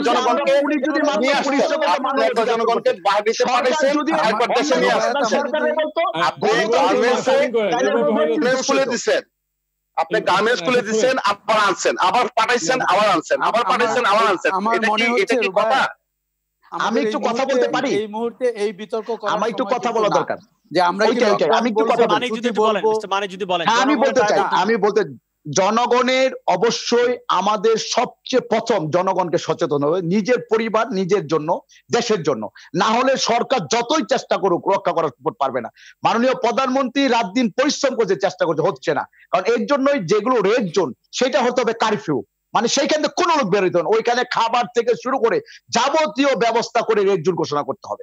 তাহলেই কিন্তু সেইখানে আমাদের যারা এলাকার ওই এলাকার কাউন্সিলর আছেন, ওই এলাকার পুলিশ প্রশাসন লোক আছেন, এবং সরকার থেকে যতটুকু সম্ভব ওই এলাকার আস্তে আস্তে করে খাবার দেওয়া, এবং যারা নিতে চায় তাদের। আর সবাই এমন এই সরকারের আমলে, আওয়ামী লীগ সরকারের আমলে আমার মনে হয় কেউ 1-2 মাস কেউ না খেয়ে মরবে না। সবাই এখন ফকির হয়ে কিন্তু ভিক্ষা কম করে, কারণ অতএব সবারই আছে, কিন্তু শুধু দরকার আমাদের সচেতন, আমাদের সাহসিকতা, এবং আমাদের এই আইনটাকে এমন ভাবে কঠোর ভাবে উপলব্ধি করা যাতে রেড জোন এখানে কোনো কিছু ছাড় দেওয়া যাবে না। যারা ওখানে সদস্য কমিটি করা হবে, মনে করেন একদম 50 জন কমিটি করলো স্বেচ্ছাসেবক, তারা প্রত্যেক ঘরে ঘরে খাবার দিবে কাউন্সিলরদের এবং পুলিশের মাধ্যমে। তারা আমরা কন্ট্রোল রুম করবো, কন্ট্রোল রুম থেকে আমাকে জানাবে এই জায়গায় খাবার দরকার, দিয়ে আসবো, তারা টাকা দিয়ে দিবে, যারা টাকা দিবে, আর যারা স্বেচ্ছায় নিতে চায় আমরা স্বেচ্ছায় দিব। সেইভাবে এই দেশকে বাঁচাতে হয়। এখন কোনো দলমত নাই, কোনো যুদ্ধ নাই, এখন জনগণকে সাথে নিয়ে আমাদেরকে জনগণ সচেতন করতে হবে, আমাদেরও কাজ করতে হবে। এখন সকল ধর্ম বর্ণ মিলে একসাথে আমরা কাজ করতে হবে, কেউ দোষ দিলে আপনি আজকে এই ডাক্তার মারা যাচ্ছে, আচ্ছা এই ডাক্তার মারা যাচ্ছে, আমি যদি একটু বলি এই মুহূর্তে কঠোরভাবে প্রয়োগ করা নিয়ে কারো কোনো ভিন্নমত নাই। কাজেই কঠোরতার দিকে আমরা কিভাবে যেতে পারি, আপনি যদি দেখেন আমরা কথা বলছি সমন্বয়হীনতা নিয়ে, যে আমাদের ভেতরে সমন্বয় তৈরি হচ্ছে না, এবং এটি কিন্তু প্রকট। আপনার অনুষ্ঠানে আমরা দেখতে পাচ্ছি যে প্রজ্ঞাপন কখন জারি হবে, কোনটা রেড জোনের ওয়ার্ড কাউন্সিলর সাহেব তিনি জানেন না। এই সমন্বয়হীনতা নিয়ে কিন্তু আপনি সেরকম কঠোর লকডাউন যেটি এই মুহূর্তে বাংলাদেশের জন্য জরুরি সেটি কিন্তু করা যাবে না। আরো একটা কথা বলি, আপনি প্রশ্ন করছিলেন যে লকডাউন কারফিউ কোনটি বললে সরকারের কি সুবিধা হয়। এটি এই মুহূর্তের বিবেচনার বিষয় না। এই মুহূর্তের বিবেচনার বিষয় আপনি জীবন বাঁচাইতে হবে। আপনার জীবন বাঁচানোর জন্য যদি লকডাউন করতে হয়, লকডাউন বলতে হয়, আপনাকে সেটি বলতে হবে। কারফিউ দিতে হলে আপনাকে সেটি বলতে হবে। এমনকি আপনি যদি মনে করেন মানুষকে সম্পৃক্ত করার জন্য আরো অনেক পদক্ষেপ নিতে হবে, যেটি কাউন্সিলর সাহেব বলছিলেন, আপনি তাদেরকে সম্পৃক্ত করবেন। দেখুন, এরকম বড় দুর্ঘটনায় আপনি যদি মানুষকে সম্পৃক্ত করতে না পারেন, তাকে আপনি কোনোভাবেই বানাতে পারবেন না যে সেই এলাকার বাইরে যাবেন না, ঘরের বাইরে যাবেন না, তার খাবার নিশ্চিত করা হয়েছে। আমার ধারণা বাংলাদেশের এখন সক্ষমতা রয়েছে যে কোনো মানুষকে খাবার পৌঁছে দেওয়ার এবং তাকে চিকিৎসা সুবিধা পৌঁছে দেওয়ার, কিন্তু সমন্বয়হীনতার কারণে আমরা তার দুর্বলতা প্রস্তুতির ব্যাপার থাকে, সেইখানে একটা বড় ঘাটতি থাকে কিনা। দেখুন আমি বলি, আপনি শুরুতে যেটি বলছিলাম এটি কোনো গোপনীয় বিষয় না, এবং এটি হঠাৎ মধ্যরাতে ঘোষণা দেওয়ার বিষয় না, এটি আগাম প্রস্তুতির বিষয়। তাহলেই 7 দিন ধরে কাউন্সিলর সাহেবরা, পুলিশ প্রশাসন, স্থানীয় প্রশাসন এবং জনগণ সবাই মিলে কাজ করতে পারবেন। এইবার কেন রেড জোনে সেরকম হলো না, এটি আমাদের দেখার বিষয় রয়েছে, কেন এই কনফিউশন তৈরি হলো। আরো একটা কথা, এখন মূল আলোচনা কিন্তু আপনার যে দর্শক হতাশা প্রকাশ করেছেন চিকিৎসা নিয়ে, যখন একজন রোগীকে বা সম্ভাব্য রোগীকে 4টি-5টি হাসপাতালে যেতে হচ্ছে, অক্সিজেন পাচ্ছেন না, ভেন্টিলেটর পাচ্ছেন না, এই জায়গাটিতে আমাদের নজর দিতে হবে। কেননা আপনার টেস্টের সংখ্যা এখনো অপ্রতুল। আপনি যদি টেস্টের সংখ্যা 3 গুণ বা 4 গুণ করেন, আপনার আক্রান্ত মানুষের সংখ্যাও বাড়বে। তাদেরকে আমরা জায়গা দিব কোথায়? পরবর্তী ডিসকাশনটি হওয়া উচিত স্বাস্থ্য ব্যবস্থাপনার জায়গায় বাংলাদেশ কোথায়। আমরা কিন্তু এখন 3 মাস সময় পেয়েছিলাম বাংলাদেশে করোনা আসার আগে। সেই সময় আমাদের প্রস্তুতি কি ছিল? কেন আমাদের শুরুর দিকে 1টি ল্যাবে করোনা টেস্ট করা হয়েছে, কেন এখন 52টি হলো, কেন 100টি হচ্ছে না? এই জাতীয় কথা যদি আমরা না বলি, তাহলে এই দুর্যোগ থেকে বাংলাদেশকে আপনি যেই জায়গায় নিতে চাচ্ছেন সেটি কিন্তু সম্ভব হবে না। কয়েকটা কোশ্চেন আসছে, আমি অ্যান্সার করিনি। প্রথমে হলো সমন্বয়হীনতার কথা আসছে। আমরা শুরু থেকে কিন্তু সমন্বয় করে কাজ করে যাচ্ছি। আগেও বললাম যেটা রেড জোন চিহ্নিত করা হচ্ছে সেটা কিন্তু সমন্বয় করে কিন্তু চিহ্নিত করা হচ্ছে, এটা রেড জোন হবে। এবং এটা কিভাবে কাজটা করবে, স্বাস্থ্য অধিদপ্তর, মন্ত্রণালয়ের সাথে হলো প্রশাসক এবং আইন শৃঙ্খলা রক্ষা বাহিনী কিভাবে কাজ করবে, সবই কিন্তু আমাদের গণমাধ্যমে এটা কিন্তু প্রচার করা হয়েছে। এবং আমরা আগে থেকে প্রিপারেশন নিয়েছি এই এলাকায় রেড জোন করবো, এবং এখন যখন করা হবে তখন কিন্তু সবকিছু জানিয়ে দেওয়া হবে। এখন সমন্বয়হীনতা আসলে এই কথাটা ঠিক না, সমন্বয় করে কাজটা করা হচ্ছে। মাননীয় প্রধানমন্ত্রী সব দিকে কিন্তু নজর দিচ্ছেন, বিশেষ নজরদারির মধ্যে সবাই কিন্তু আমরা আছি, সবাই আমরা চেষ্টা করে যাচ্ছি। তারপরে যে হাসপাতালের কথা বলা হচ্ছে যে কোভিড নন কোভিড আলাদা করে আমরা কিন্তু একটা পর একটা বাড়িয়ে যাচ্ছি। বসুন্ধরা, ডিসিসি আমরা কিন্তু রোগীদের সেবায় নিয়োজিত আছি। সাথে আমাদের এই যে এখন 60টি ল্যাব চালু হয়েছে, আগে যেখানে একটি ছিল 60টি ল্যাব, এবং আমরা নমুনা সংগ্রহ বাড়াচ্ছি, আমরা বুথও বাড়াচ্ছি, আমরা কিন্তু জনগণের পাশেই আছি। এবং রেড জোন কেন ঘোষণা করছি সেটা বুঝতে হবে যে আমরা সংক্রমণটা আরো কমানোর জন্য। শুরুতে আমাদের বন্ধ ছিল, আমরা এখন খুলে দিয়েছি। আমরা এই যে আলাদা আলাদা করে এক একটা জোন ভাগ করছি, এটা হলো যাতে জনগণকে আরো বেশি অ্যাওয়ার করার জন্য, সম্পৃক্ত করার জন্য, সংক্রমণের হারটা কমানোর জন্য। কিন্তু আমাদের উদ্দেশ্য কিন্তু একটা, সমন্বয়ের সাথে আমরা একযোগে কাজ করে যাচ্ছি, সবাই মিলে একসাথে কাজ করার উদ্দেশ্য হলো যে আমাদের হলো যে সংক্রমণের হারটা কমানো। উদ্দেশ্য কিন্তু প্রায়োগিক দিক, সেইটা কি বাস্তবায়ন করা সম্ভব হবে কিনা যে আবার বলবেন না, যে আমরা তো জোনগুলো ভাগ করেছি, যে রেড জোনে কি ধরনের কাজ হবে, ইয়েলো জোনে কি ধরনের কাজ হবে, সেইটা যারা হচ্ছে এইটা সার্ভিস ডেলিভারিটা দিবেন তাদেরকে তো বুঝতে হবে, তাই না? সেই বাস্তবায়নের দিকে কতটুকু আমাদের তৈরি আছে, প্রস্তুতি আমরা কতটুকু নিয়েছি। যেমন সিটি কর্পোরেশনের কাউন্সিলর সব জানছেন না, তাহলে উনি কিভাবে কাজ করবেন, সেরকম ঘাটতিগুলো রয়ে গেছে কিনা জানবেন। যখন একটা জিনিস ঘোষণা আসবে, যখন তাদের সাথে মিলে একসাথে ঘোষণা আসবে আপা, আর ঘোষণা আসার আগে সমন্বয় করে ওইটা জানতে পারবেন। আর নতুবা আমি আপা আপনার সাথে একটু সংযুক্ত করি। আপনি যখন একটি সিচুয়েশন নিয়ে আপনি সবার সাথে আলাপ করে একটা পর্যায়ে যাবেন, এর আগে ওই এলাকায় কাদেরকে জনপ্রতিনিধি, পুলিশ প্রশাসন সবাইকে নিয়ে একটু সমন্বয় করে আপনি 2-1টা মিটিং করলে বলতে পারেন আমরা ঘোষণা করতে যাব, এর আগে আমাদের প্রস্তুতিগুলো কি করতে হবে। একটা মানুষ রেড জোনে থাকবে, তাকে কিভাবে আমি 11 দিন আপা আমি বলি, আপনি কি রেড জোন 11 দিন করবেন, 15 দিন করবেন বা 20 দিন করবেন? সেই 20 দিনে ওই এলাকার কতজন লোক বসবাস করে বা কতটা পরিবার বসবাস করে বা কয়টা বিল্ডিং আছে এবং তাদের খাদ্যদ্রব্য কতটুকু প্রয়োজন, সেইভাবে যদি আপনি করে দেন তাহলেই তো সবচেয়ে ভালো হয়। মনে করেন আমার ওয়ার্ডে কতটা পরিবার আছে, কয়টা বিল্ডিং আছে, আই নো দ্যাট এভরিথিং, এবং আমি নিজে বাসায় বাসায় গিয়ে খাবার দিয়েছি। দ্যাটস ওয়াই ইউ মানে কমিউনিকেশন, সবার সাথে যোগাযোগ করতে হবে। যোগাযোগ করলেই কিন্তু এটা সমন্বয় করলে এত সংগঠন ঘটে না। কারণ এখন প্রযুক্তি, আপনি অনলাইন বেসিস, মাননীয় প্রধানমন্ত্রী ডিজিটাল বাংলাদেশ, আমি এখানে ফোন করব, আমার খাবার ঘরে চলে আসবে। এইরকম ভাবে আমার ওয়ার্ডে আমার এতজন পরিবারে খাবার দরকার, আমি নিজে ব্যবস্থা করলাম, তারা আমাকে ফোন করলো, আমি একটা কন্ট্রোল রুম করলাম, আমার 4-5টা গাড়ি ব্যবস্থা করলাম, গাড়ি দিয়ে তাদের বাসায় বাসায় খাবার দিব। সেইখানে যখন মানুষ খাবার পাবে, মানুষ 20 দিন করে ঘর থেকে বের হবে না, তারা টাকা দিবে, তারা পর্যাপ্ত পরিমাণ ভালো খাবার পাবে, সবজি পাবে, ফ্রুটস পাবে, যা চাই তা পাবে। কিন্তু এর জন্য একটা ডিসিশন নিতে হবে, এখনো সময় আছে। জরুরি ভিত্তিতে আপনারা সমন্বয় করে সবাইকে যেই ওয়ার্ডকে আপনি রেড সিগন্যাল গ্রিন করবেন সেগুলোকে সমন্বয় করে, এবং সেইখানে কত পরিবার, কয়টা বিল্ডিং আছে সেগুলো চার্ট করতে হবে। তারপরেই দেখবেন আপনি এই যে অটোমেটিকলি আমাদের মেয়র ব্যারিস্টার ফজলুল তাপসের নেতৃত্বে আমরা কাজ করব, কোনো সমস্যা নাই। আমরা সিটি কর্পোরেশন, আমরা আপনাদের সাথে কাজ করবো, আমার এলজিআরডি মন্ত্রণালয় এবং স্বাস্থ্য মন্ত্রণালয়, কিন্তু আমরা জনগণকে বাঁচাইতে হবে। আমরা রাজনীতি করি নিজের স্বার্থে নয়, জনগণের সাথে। আমরা যদি জনগণের জন্য এই মুহূর্তে কিছু না করতে পারি তাহলে আমার এই স্বার্থকতা বলতে কিচ্ছু নেই। আমি ছোট এভাবে কাজ করে যাচ্ছে, আমরা কিন্তু সবাই আমরা কিন্তু আপনি জানেন না, আমি মার্চের যখনই এই করোনা ভাইরাস আমি নিজে পজিটিভ হয়েছিলাম এপ্রিল মাসের 25 তারিখে, আমি বাসায় থেকে চিকিৎসা করে মে মাসের 11 তারিখে নেগেটিভ হয়েছি। আমার মতো আমি ঘরে বসে থেকে 4000 লোককে খাবার দিছি। এই পর্যন্ত প্রায় 8000 পরিবারকে SMS এর মাধ্যমে আমার এলাকায় খাবার দিয়েছি, এবং 1 মিনিটের আপনার ফ্রি সবজি বাজার করেছি, যাতে মানুষ করোনা ভাইরাসে আক্রান্ত।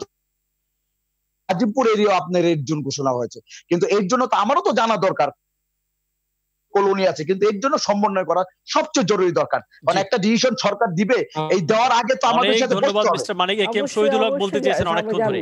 মিস্টার শহীদুল হক তো বলতে পারেন, একটু জোরে বলুন, আপনি একটু জোরে বলুন। আমার কথা শোনা যায় না? হ্যাঁ, একটু জোরে বললে ভালো হয় আমাদের জন্য। আচ্ছা, জি। এখন যে ঝগড়া বিবাদ করে তো আর কোনো লাভ নেই, যা তো হওয়ার হয়ে গেছে। তো এখন যে আমাদের কাউন্সিলর সব দিনে বলেন যে এই সমস্ত পদক্ষেপগুলি নেওয়া দরকার লকডাউনের আগে, এগুলি কিন্তু এসওপি যে করা হয়েছে মন্ত্রণালয় থেকে, স্বাস্থ্য মন্ত্রণালয় এসওপিতে এগুলি সবই আছে। এগুলি কারা কমিটি থাকবে, কমিটির সকল সম্পৃক্ত রয়েছে, এবং লকডাউনের আগে এগুলি প্রচার করতে হবে। প্রত্যেক ব্যক্তি জানতে হবে অমুক তারিখ থেকে লকডাউন, যাতে তার প্রস্তুতি থাকে, তার সামর্থ্যের মধ্যে সে যায়। এই 15 দিন তো লকডাউন হয়, 15 দিনের খাবার, ঔষধ বা যা যা তার দরকার সেগুলি সে অন্তত সে নিজের থেকে রাখতে পারে, আর যারা পারবে না তাদের জন্য ব্যবস্থা করবে সরকারিভাবে।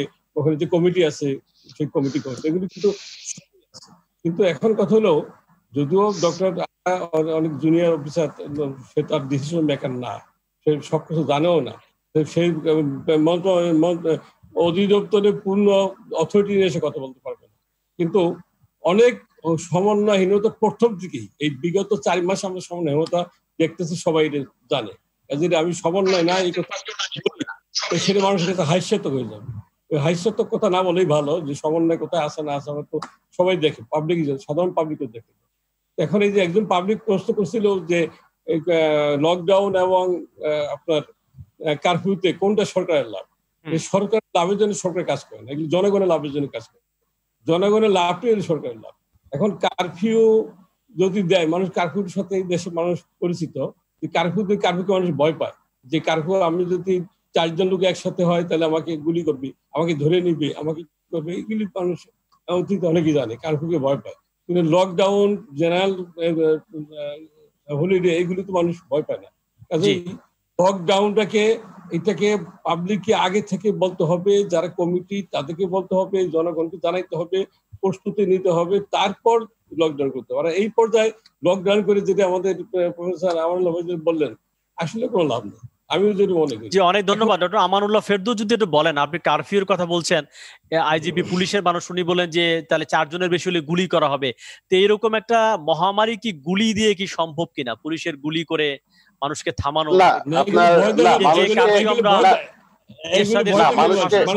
আমরা আইয়ুব খানের সময় দেখেছি, সেই কারফিউকে রোগের মহামারীর কাজে লাগবে না, এই কারফিউ না। আমি আবারও বলি, না, সংক্রমণ নিরোধক আইন 2018-তে যেটা রেকটিফাই করা হয়, যেটা পাস করা হয় 2018, সেখানে স্পষ্ট ভাষায় বলা আছে যে এইরকম মহামারী যদি হয়, কন্টাজিয়াস ডিজিজ যেগুলো ইমার্জিং এবং রি ইমার্জিং আসছে, পুরানা ছিল আবার নতুন করে আসছে এবং মহামারী তৈরি করে, তাহলে এই জায়গাগুলোতে কি করতে হবে?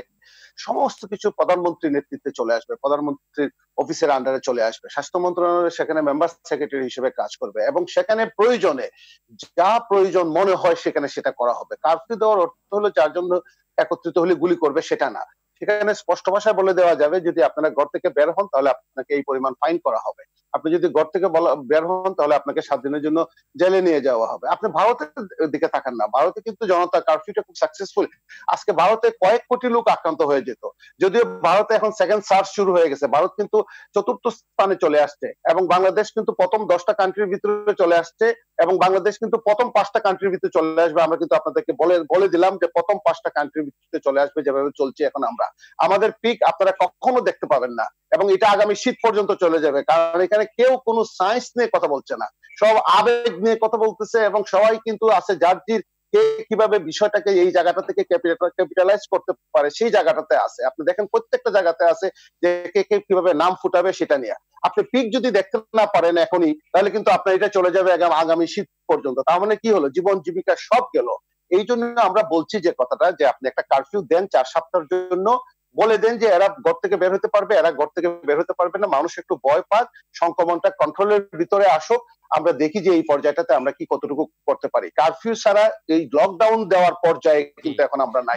লকডাউন যদি দিতে হয়, দোকানপাট খোলা, কারখানা খোলা, শপিং মল খোলা, এই সময় আবার কারফিউ, খোলাও থাকলো কারফিউ হলো, এর মানেটা কি হবে আসলে? না, কারফিউ দিলে কিন্তু আপনার দোকানপাট সমস্ত কিন্তু বন্ধ হয়ে যাবে 4 সপ্তাহের জন্য, আবার বন্ধ হয়ে যাবে। আপনার দোকানপাট খোলা রাখবেন। আপনাকে একটা জিনিস কিন্তু মনে রাখতে হবে, আলিবাবার জ্যাক মা যে কথাটা বলছে বারবার আমরা বলছি, 2020 সালটা হলো বেঁচে থাকার বছর। এই বছর যদি বেঁচে থাকতে পারি আমরা, আগামী বছর আমরা ব্যবসা করতে পারবো। এই বছর যদি আমরা লোন করে আমাদের রাজস্ব খরচ করতে হয়, লোন করে যদি বাজেট পরিচালনা করতে হয়, তাহলে সেই লোন আমরা করব, আমাদের পরবর্তী প্রজন্ম এসে সেই লোন শোধ করবে। পৃথিবীর বহু দেশের রাষ্ট্রপতি কিন্তু, প্রধানমন্ত্রী সেই কথাটা বলছেন যে আমার জনগণকে আমি আগে বাঁচাবো, এবার আমরা লোন করে চলবো, ঋণ করে চলবো, সেই ঋণ আমাদের পরবর্তী প্রজন্ম এসে সেই ঋণ শোধ করবে, তবু আমি আমার মানুষের জীবন বাঁচাবো। আপনাকে এই কথাটা কিন্তু মনে রাখতে হবে। জীবন এবং জীবিকার প্রশ্নে বাংলাদেশে কিন্তু একটা ভালো পজিশনে আছে। আমরা কিন্তু প্রচুর খাবার, আমাদের ধান উৎপাদনে আমরা পৃথিবীর প্রথম 1, 2, 3টা দেশের ভিতরে। আমাদের এখানে মাছের উৎপাদনে কিন্তু আমরা সেকেন্ড পজিশনে চলে গেছি। আমাদের ভেজিটেবল উৎপাদনে কিন্তু আমাদের এই সমস্ত বিষয়গুলো আছে। কিন্তু আপনি যে পরিমাণ সমন্বয়হীনতা দেখা যাচ্ছে, যে পরিমাণ ডিসিশন মেকিং এ আপনার ডিস্টারবেন্স দেখা যাচ্ছে, আমাদের কিন্তু ম্যাসাকার হয়ে যাবে। এবং এই পর্যায়ে যদি প্রচুর পরিমাণে লোক যদি আক্রান্ত হয়ে যায়, এখানে যে সমস্ত প্রজেকশন গুলো আসছে, আমি এখানে প্যানিক ছড়াচ্ছি না, আমরা নাকি প্যানিক ছড়াই, অনেকেই বলেন আমরা প্যানিক ছড়াচ্ছি না। যদি হঠাৎ করে যদি একটা ধাম করে একটা বিশাল সংখ্যক মানুষ যদি এখানে চলে আসে, তাহলে কিন্তু একটা মহা মুসিবতের ব্যাপার হয়, ব্যবসা বাণিজ্য হারিয়ে যেতে পারে। পৃথিবীর বহু দেশ বলতে পারে যে এরা পৃথিবীর বহু দেশ বলতে পারে যে এরা কন্ট্রোল করতে পারে নাই, এরা মহামারী কন্ট্রোল করতে পারে নাই, এদের কাছ থেকে দিব না।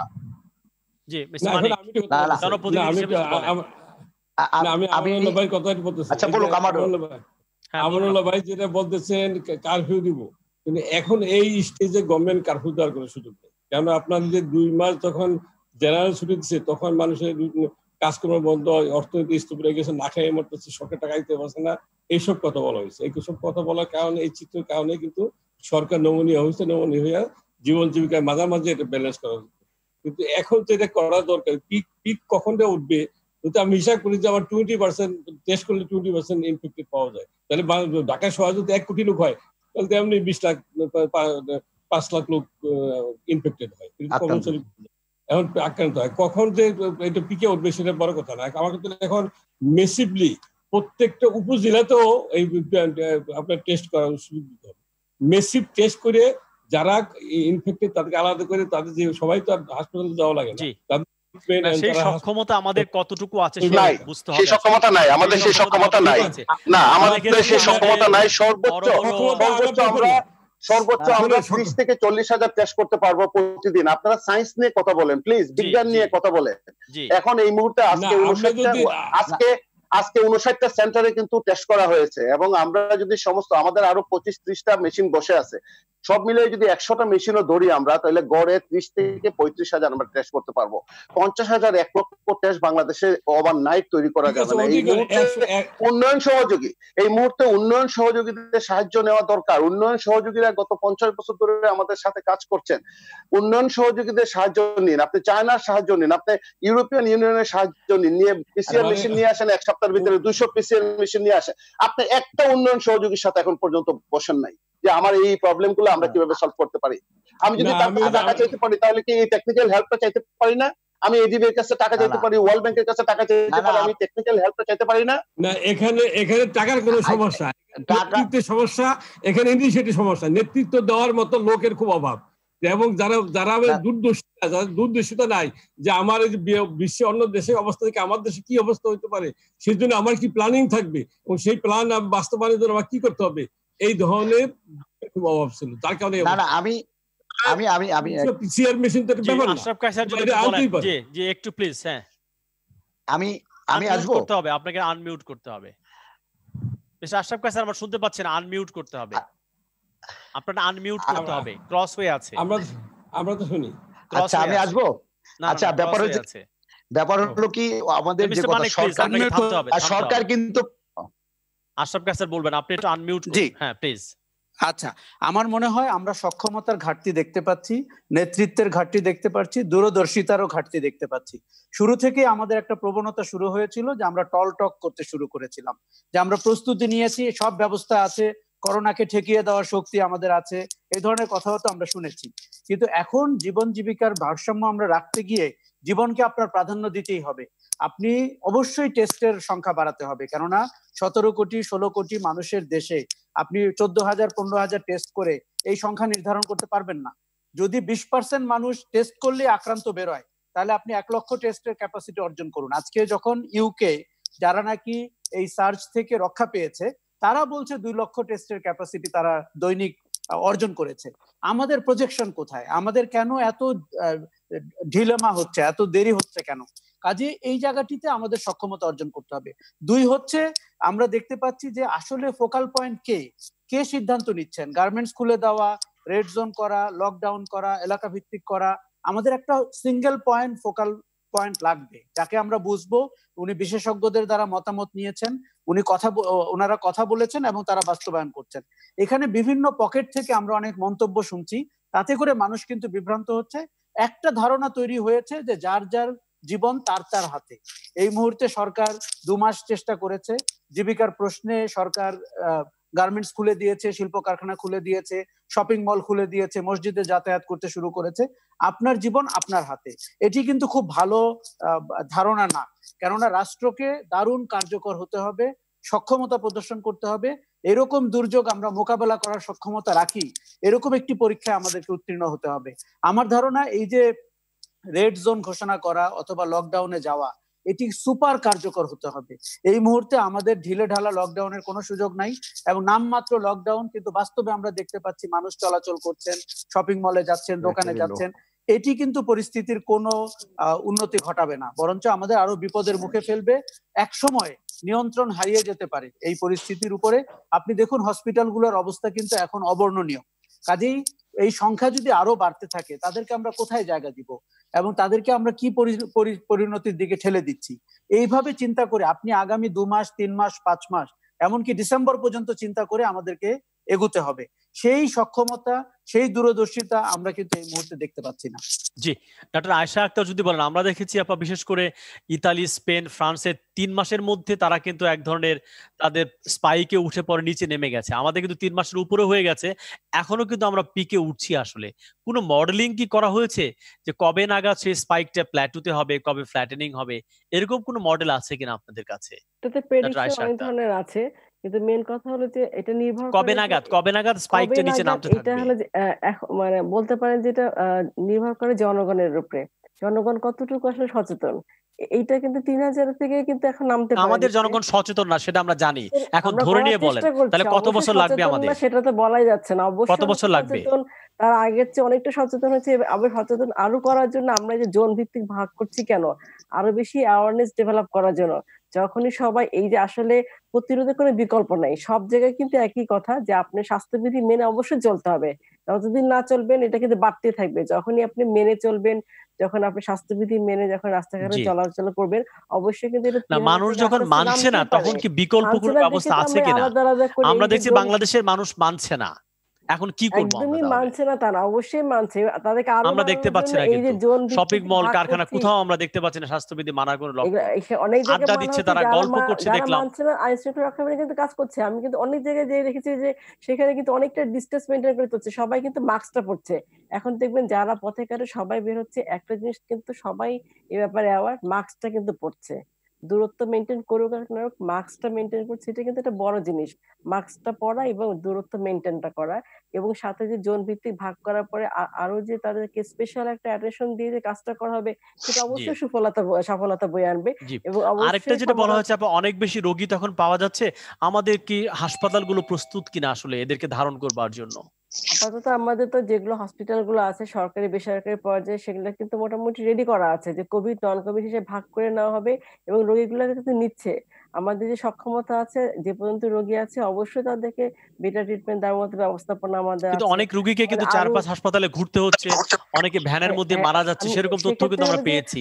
ভর্তি করতে যাচ্ছে না, তার জন্য পলিটিক্যাল ইনফ্লুয়েন্স ব্যবহার করতে হয়, ক্ষমতা পরিচয় দিতে হয়, সাধারণ লোকরা কিন্তু ভর্তি হতে পারছে না। ক্ষমতা ছাড়া যারা হলো আইসিইউর মতো সুবিধা, আইসিইউ নিতে যাচ্ছে, যারা ক্রিটিক্যাল পেশেন্ট, তাদেরকে কিন্তু আইসিইউ ব্যবস্থাপনা নেওয়া হচ্ছে। ইভেন আমরা দেখেছি ঢাকার বাইরে থেকে ডাক্তার আসছে হেলিকপ্টারে, তাকে নিয়েও এই ধরনের সমস্যা তৈরি হয়েছে তার চিকিৎসা নিয়ে। সেই সংকট আমরা দেখেছি। সে কিন্তু কুমিল্লাতে এসে কিন্তু আইসিইউ সার্ভিসটা পেয়েছে। কারণ এখন যখন আইসিইউ হলে আমাদের যেগুলো আছে, আমাদের কিন্তু আরো কিন্তু নতুন করে ভেন্টিলেটর আইসিইউ কিন্তু বসানো হচ্ছে। কেন বসাচ্ছে? পর্যায়ক্রমে তৈরি করছে। কোনো দেশই কিন্তু রেডি ছিল না। এই ভাইরাসটার জন্য যে অক্সিজেন লাগছে, সেটাও কিন্তু আমরা অনেকটা পরিমাণে অক্সিজেন সিলিন্ডার, সেন্ট্রাল লাইন, এগুলো কিন্তু আস্তে আস্তে করে আরো বাড়াচ্ছি। কারণ এই ভাইরাসটা সবার জন্য নতুন, যার ফলে একযোগে সবাই মিলে কিন্তু কাজটা করতে হবে। কারো একার কাজ না, সবাই মিলে একসাথে সহযোগিতা হাত বেরিয়ে কাজটা করতে হবে।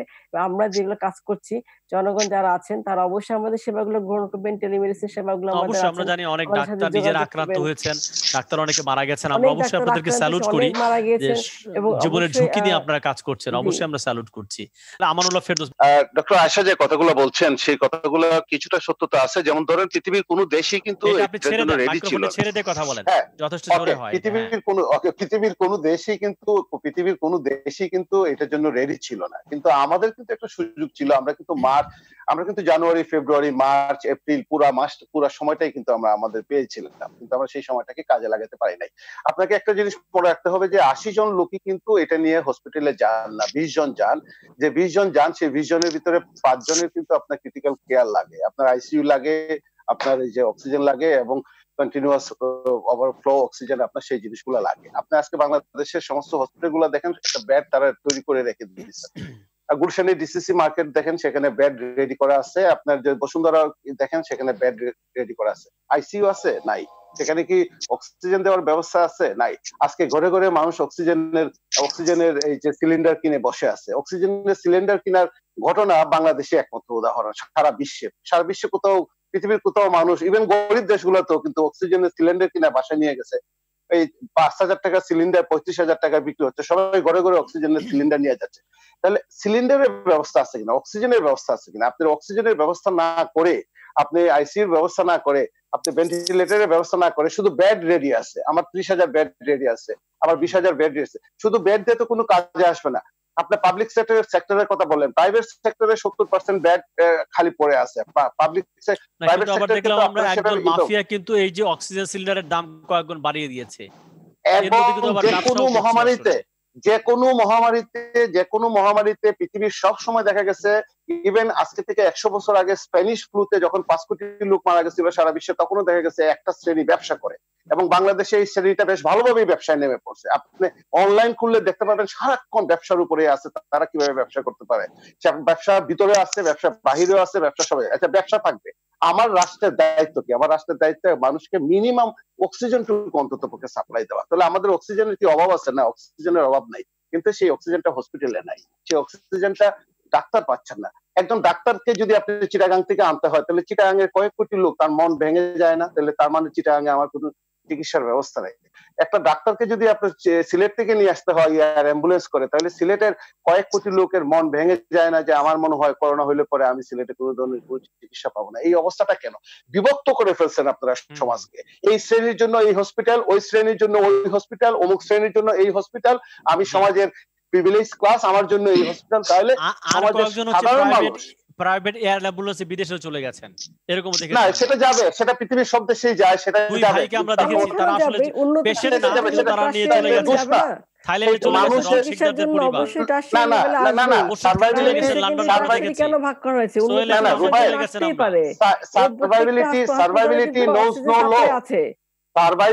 সার্ভাইভিলিটি নোজ নো ল। মানুষ বেঁচে থাকার জন্য যে কোনো কাজ করবে, মানুষ বেঁচে থাকার জন্য পালিয়ে যাবে। বললাম যে অক্সিজেন যে আপনি যে নাই বলছেন সেটা ঠিক না, অক্সিজেন কিন্তু প্রত্যেকটা জায়গায় আছে। হ্যাঁ, আইসিইউ আমাদের কিন্তু দামটা অনেকে বাড়িয়ে দিয়েছে আপা, দাম বাড়িয়ে দিয়েছে ওই যে বললাম যারা বাসা বাড়িতে নিচ্ছে, সেইজন্য আমাদের কিন্তু নির্দেশনা আসছে যে ডাক্তারের পরামর্শ ছাড়া অবশ্যই বাসায় কিন্তু অক্সিজেন ব্যবহার করাটা নিরাপদ না। সে কারণে যারা মজুদ রাখছে তারা কিন্তু আমাদের না, আপনারা নিরাপদ না কি আপনারা বিক্রি নিষিদ্ধ ঘোষণা করে দেন। আপনারা বলেন যে বিক্রি নিষিদ্ধ ঘোষণা করে দেন, নিরাপদ না বলছেন কেন? আপনারা চাচ্ছেন সব জনগণের উপরে দিয়ে দেওয়ার জন্য, জনগণ তো আপনাদের কথা শুনবে না। আপনারা বলেন যে নিষিদ্ধ ঘোষণা করে বিক্রি করতে পারবে না, অবশ্যই লাইসেন্স যারা আছে তারা বিক্রি করতে পারবে। এবং অক্সিজেনটা হলো হাসপাতালে হলো যে অবশ্যই হাসপাতালগুলোতে আমাদের সাপ্লাই আছে, সেখানে যখন ভর্তি হবেন তখন তারা অক্সিজেন দিবেন। তাহলে ডক্টর আশা, এই যে ঢাকা মেডিকেলের সামনে গতকালকে এক ভদ্রলোক মারা গেলেন। 4 দিন উনি অ্যাম্বুলেন্সের ভিতরে ছিলেন, একটা আইসিইউর জন্য, অক্সিজেনের জন্য উনি পান নাই। তাহলে লোকটা মারা গেলেন। এই যে পত্র পত্রিকাতে সমস্ত নিউজ গুলো আসছে, আপনি কি সমস্ত পত্র পত্রিকাগুলো দেখছেন না? সোশ্যাল মিডিয়া দেখেন না? আপনি কি ফেসবুক আছে কিনা আমি জানি না, আপনারা আরেকটাকে নেওয়া যাবে না, তাকে তো আইসিইউ সাপোর্টটা দেওয়ার পর সে সুস্থ হওয়ার পর একজনকে নিব। আমাদের তো দেখতে হবে যে আমরা তো নিশ্চয়ই একজন রোগীকে আইসিইউ থেকে সরাবো না, তাকে আইসিইউর কথা বাদ দেন, আপনি আইসিইউর কথা বাদ দেন, আইসিইউর পরিমাণ তো অত্যন্ত কম। এবার তো সমস্ত কিছু বের হয়ে গেছে। আমাদের যে স্বাস্থ্য ব্যবস্থার কি অবস্থা এই মহামারীর মাধ্যমে, আমরা আপনি অক্সিজেনের ব্যবস্থাটা করেন। বললাম যে এই ভাইরাসটার জন্য যেহেতু পৃথিবীর কোনো দেশে প্রস্তুতি ছিল না, সবার জন্য কিন্তু সাপোর্টটা তখন লাগবে। অনেক ধন্যবাদ ডক্টর আয়েশা। আমি একটু আশরাফ কায়সারের কাছে যাব একটা মৌলিক প্রশ্ন করবার জন্য। সেটা হচ্ছে, আমরা দেখতে পাই আমাদের যারা নির্বাচিত সংসদ সদস্য হোক, বড় ব্যবসায়ী হোক, কিংবা হচ্ছে মন্ত্রী হোক, এইসব যারা, তারা কিন্তু সামান্য হাঁচি কাশি সর্দি জ্বর হলেও লন্ডনে চলে যান, নিদেন পক্ষে সিঙ্গাপুরে যান, মালয়েশিয়া যান, ইন্ডিয়াতে চলে যান। তারা নিজেরা যদি তাদের স্বাস্থ্য ব্যবস্থার প্রতি বিশ্বাস না রাখেন, কেন এই স্বাস্থ্য ব্যবস্থা ঠিক হবে সেটা যদি আপনি বলেন। আপনি দেখেছেন আমাদের সাবেক স্বাস্থ্যমন্ত্রী মোহাম্মদ নাসিম, তিনি একজন বেসরকারি হাসপাতালে তাকে ভর্তি হয়েছে। আমাদের হচ্ছে ডিজি হেলথের লোকজন, তারা কিন্তু সেম এজে ভর্তি হয়েছে। তার মানে তারা তাদের স্বাস্থ্য ব্যবস্থা কিন্তু আস্থা পাচ্ছে না। তাহলে কেন এই যে আমাদের এই পাবলিক হেলথ যে ব্যবস্থা আমরা কথা বলছি, আসলে কেন তারা ঠিক করবে সরকারি ব্যবস্থা? 70% আমরা প্রাইভেটাইজেশনে ছেড়ে দিয়েছি। এবং আপনি দেখবেন পৃথিবীতে যেসব দেশ, অনেক উন্নত স্বাস্থ্য গবেষণা সব দিক থেকে, কিন্তু ওভার কমার্শিয়ালাইজেশনের জন্য আমেরিকার মতো দেশ, ইতালি এবং স্পেন অনেক লোক মারা গেছে। তার চেয়ে কম মারা গেছে কিন্তু ভিয়েতনামে, তার চেয়ে কম মারা গেছে কেরালাতে। কারণ কি? এই যে প্রাইভেটাইজেশনটা তারা সেই হারে করে নাই, একটা রাষ্ট্রীয় ব্যবস্থাপনায় ছিল। এইটা আমরা কিভাবে কমাতে পারি? আমরা তো 70% প্রাইভেট সেক্টরে ছেড়ে দিয়েছি। যাদেরকে দেখলাম তালা লাগিয়ে রাখলো, কোভিড নন কোভিড কোনো কিছু তারা ভর্তি করছে না বহুদিন ধরে, তারপর তাদেরকে খুলতে বাধ্য করা হলো। যে দেশের নীতি নির্ধারকরা সেই দেশের স্বাস্থ্য ব্যবস্থার উপর আস্থা রাখে না, সেই দেশের স্বাস্থ্য ব্যবস্থার কোনো ভবিষ্যৎ নাই। বাংলাদেশ হচ্ছে তার উজ্জ্বল উদাহরণ। এখানে ক্ষমতাবান যারা, রাজনীতিবিদ যারা, মন্ত্রী যারা, যারা আমলা এবং যারা উচ্চপদস্থ এবং বড়লোক মানুষ, তারা একটি ফ্লাইট নিয়ে পাশের সিঙ্গাপুর, ব্যাংকক অথবা ইউকে এবং ইউএসএ তে চলে যেতে পারেন। বাংলাদেশের স্বাস্থ্য ব্যবস্থা কত রুগ্ন, কত দরিদ্র এবং কত মানে দিনহীন, এটি প্রমাণ পেয়েছি আমরা করোনার মাধ্যমে।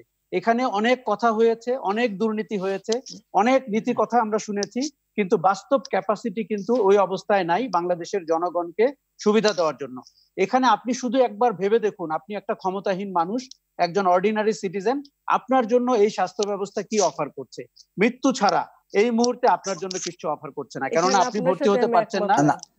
দেখুন আমি একটা কথা বলি, মোহাম্মদ নাসিম যখন প্রাইভেট হসপিটালে ভর্তি হন, আমার তখনই মনে হয়েছে কেন উনি একটা সরকারি হাসপাতালে না, কেন আমরা এখন কম্বাইন্ড মিলিটারি হসপিটালকে একমাত্র আশ্রয়স্থল করে নিয়েছি বড় বড় কর্তা ব্যক্তিদের জন্য।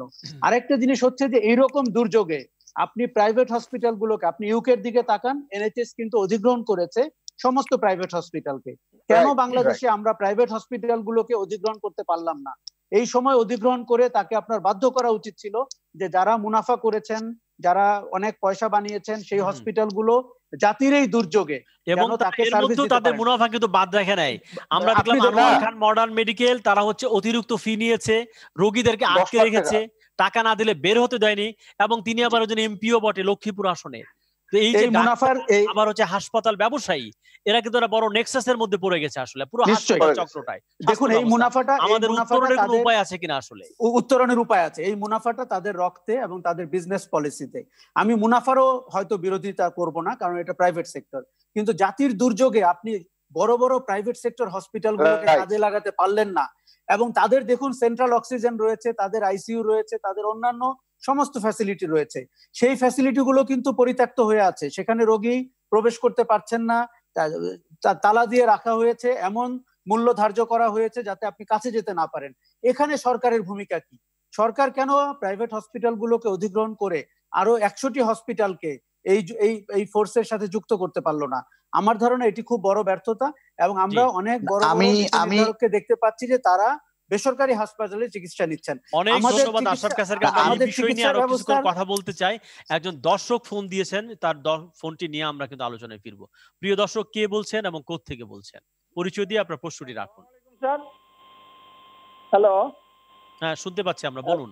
হ্যালো স্যার, আমি সাবেক সেনা সদস্য কমান্ডো রুহুল আমিন খুলনা থেকে বলছিলাম। জি, খুলনা থেকে রুহুল আমিন ভাই বলুন। ঠিক আছেন তো আপনি? স্যার বলতেছি, আপনারা টিভিতে আপনাদের এই প্রোগ্রামটা দেখতেছি, তা আমাদের শুধু মাননীয় প্রধানমন্ত্রী শুধু এই ব্যাপারে একাই এই ব্যাপারে কি করতে পারবে? আপনার এই যে করোনা ভাইরাসের ব্যাপারে লকডাউন করতেছে আর রেড জোন ঘোষণা দিচ্ছেন, এখানে সাধারণ মানুষ গেল এই 3 মাসে কোনো খাবার পাচ্ছে না। এই লকডাউন দিলে আগে মধ্যম শ্রেণীর লোক, নিম্ন আয়ের লোক, তারা খাবার পাচ্ছে না, কিভাবে তারা খাবে? তারা তো পেটের তাগিদে বাইরে বেরোয় যায়। তেরানের নামে যা চলছে তাহলে শুধু আপনার ছলচাতুরি চলছে এবং আত্মীয়করণ এই ধরনের ভূমিকা পালন করছে। তা জনপ্রতিনিধিদের নামে শুধু টিভিতে দেখি জনপ্রতিনিধি। আমি অনেক ধন্যবাদ খুলনা থেকে প্রশ্ন করার জন্য। আমি উত্তরটি খুঁজবো মিস্টার মানিকের কাছে। আপনি জানেন এ পর্যন্ত আপনাদেরই যারা হচ্ছে জাত ভাই আমি বলবো কিংবা জাত বোন, কোট আনকোট জনপ্রতিনিধি প্রায় 90 জন বরখাস্ত হয়েছেন আপনারা ত্রাণ চুরির দায়। এই লজ্জা আমরা রাখবো কোথায়? এরকম সংকটের সময় ইউনিয়ন পরিষদের মেম্বার, চেয়ারম্যান, পৌরসভার কাউন্সিলর, এদের বাসায় চাল পাওয়া যাচ্ছে, ডাল পাওয়া যাচ্ছে, যারা এই সময় করেছেন। আসলে হ্যাঁ, আমি বলি, যেহেতু একজন জনপ্রতিনিধি হিসাবে জনগণ যখন ভোট দিয়ে তাকে দায়িত্ব পালন করার জন্য দেয়, ঠিক তখনই যদি আজকে যারা এই কাজগুলো করেছে অত্যন্ত ন্যাক্কার ঘটনা, কারণ একজনের জন্য সবার দায়বদ্ধতা করা ঠিক নয়। আজকে মাননীয় প্রধানমন্ত্রী জনাব শেখ হাসিনা লকডাউন অবস্থায় আপনারা দেখেছেন আমাদেরকে প্রায় 14,500 কেজি চাউল আমরা পেয়েছি আমার ওয়ার্ডে। তেমনি করে কিন্তু আমরা সে বিতরণও করেছি। যারা পায়নি বলেছে অবশ্যই জনপ্রতিনিধিরা যার যার জায়গা থেকে দিচ্ছে। যেমন আমাদের সিটি কর্পোরেশন থেকে আমরা দিয়েছি, আমাদের সরকার মাননীয় নেত্রী আমাদেরকে দিয়েছে, ডিউ লেটার দিয়েছে, আমরা এনে এনে বাসায় বাসায় পৌঁছে দিয়েছি। অতএব কেউ যে পায় না এই কথাটা সত্যি নয়। এবং 20 টাকা 200 টাকায় 20 কেজি চাউল প্রতি মাসে পাচ্ছে। আমরা জরুরি ভিত্তিতে কার্ড, SMS কার্ড আমরা বিতরণ করেছি।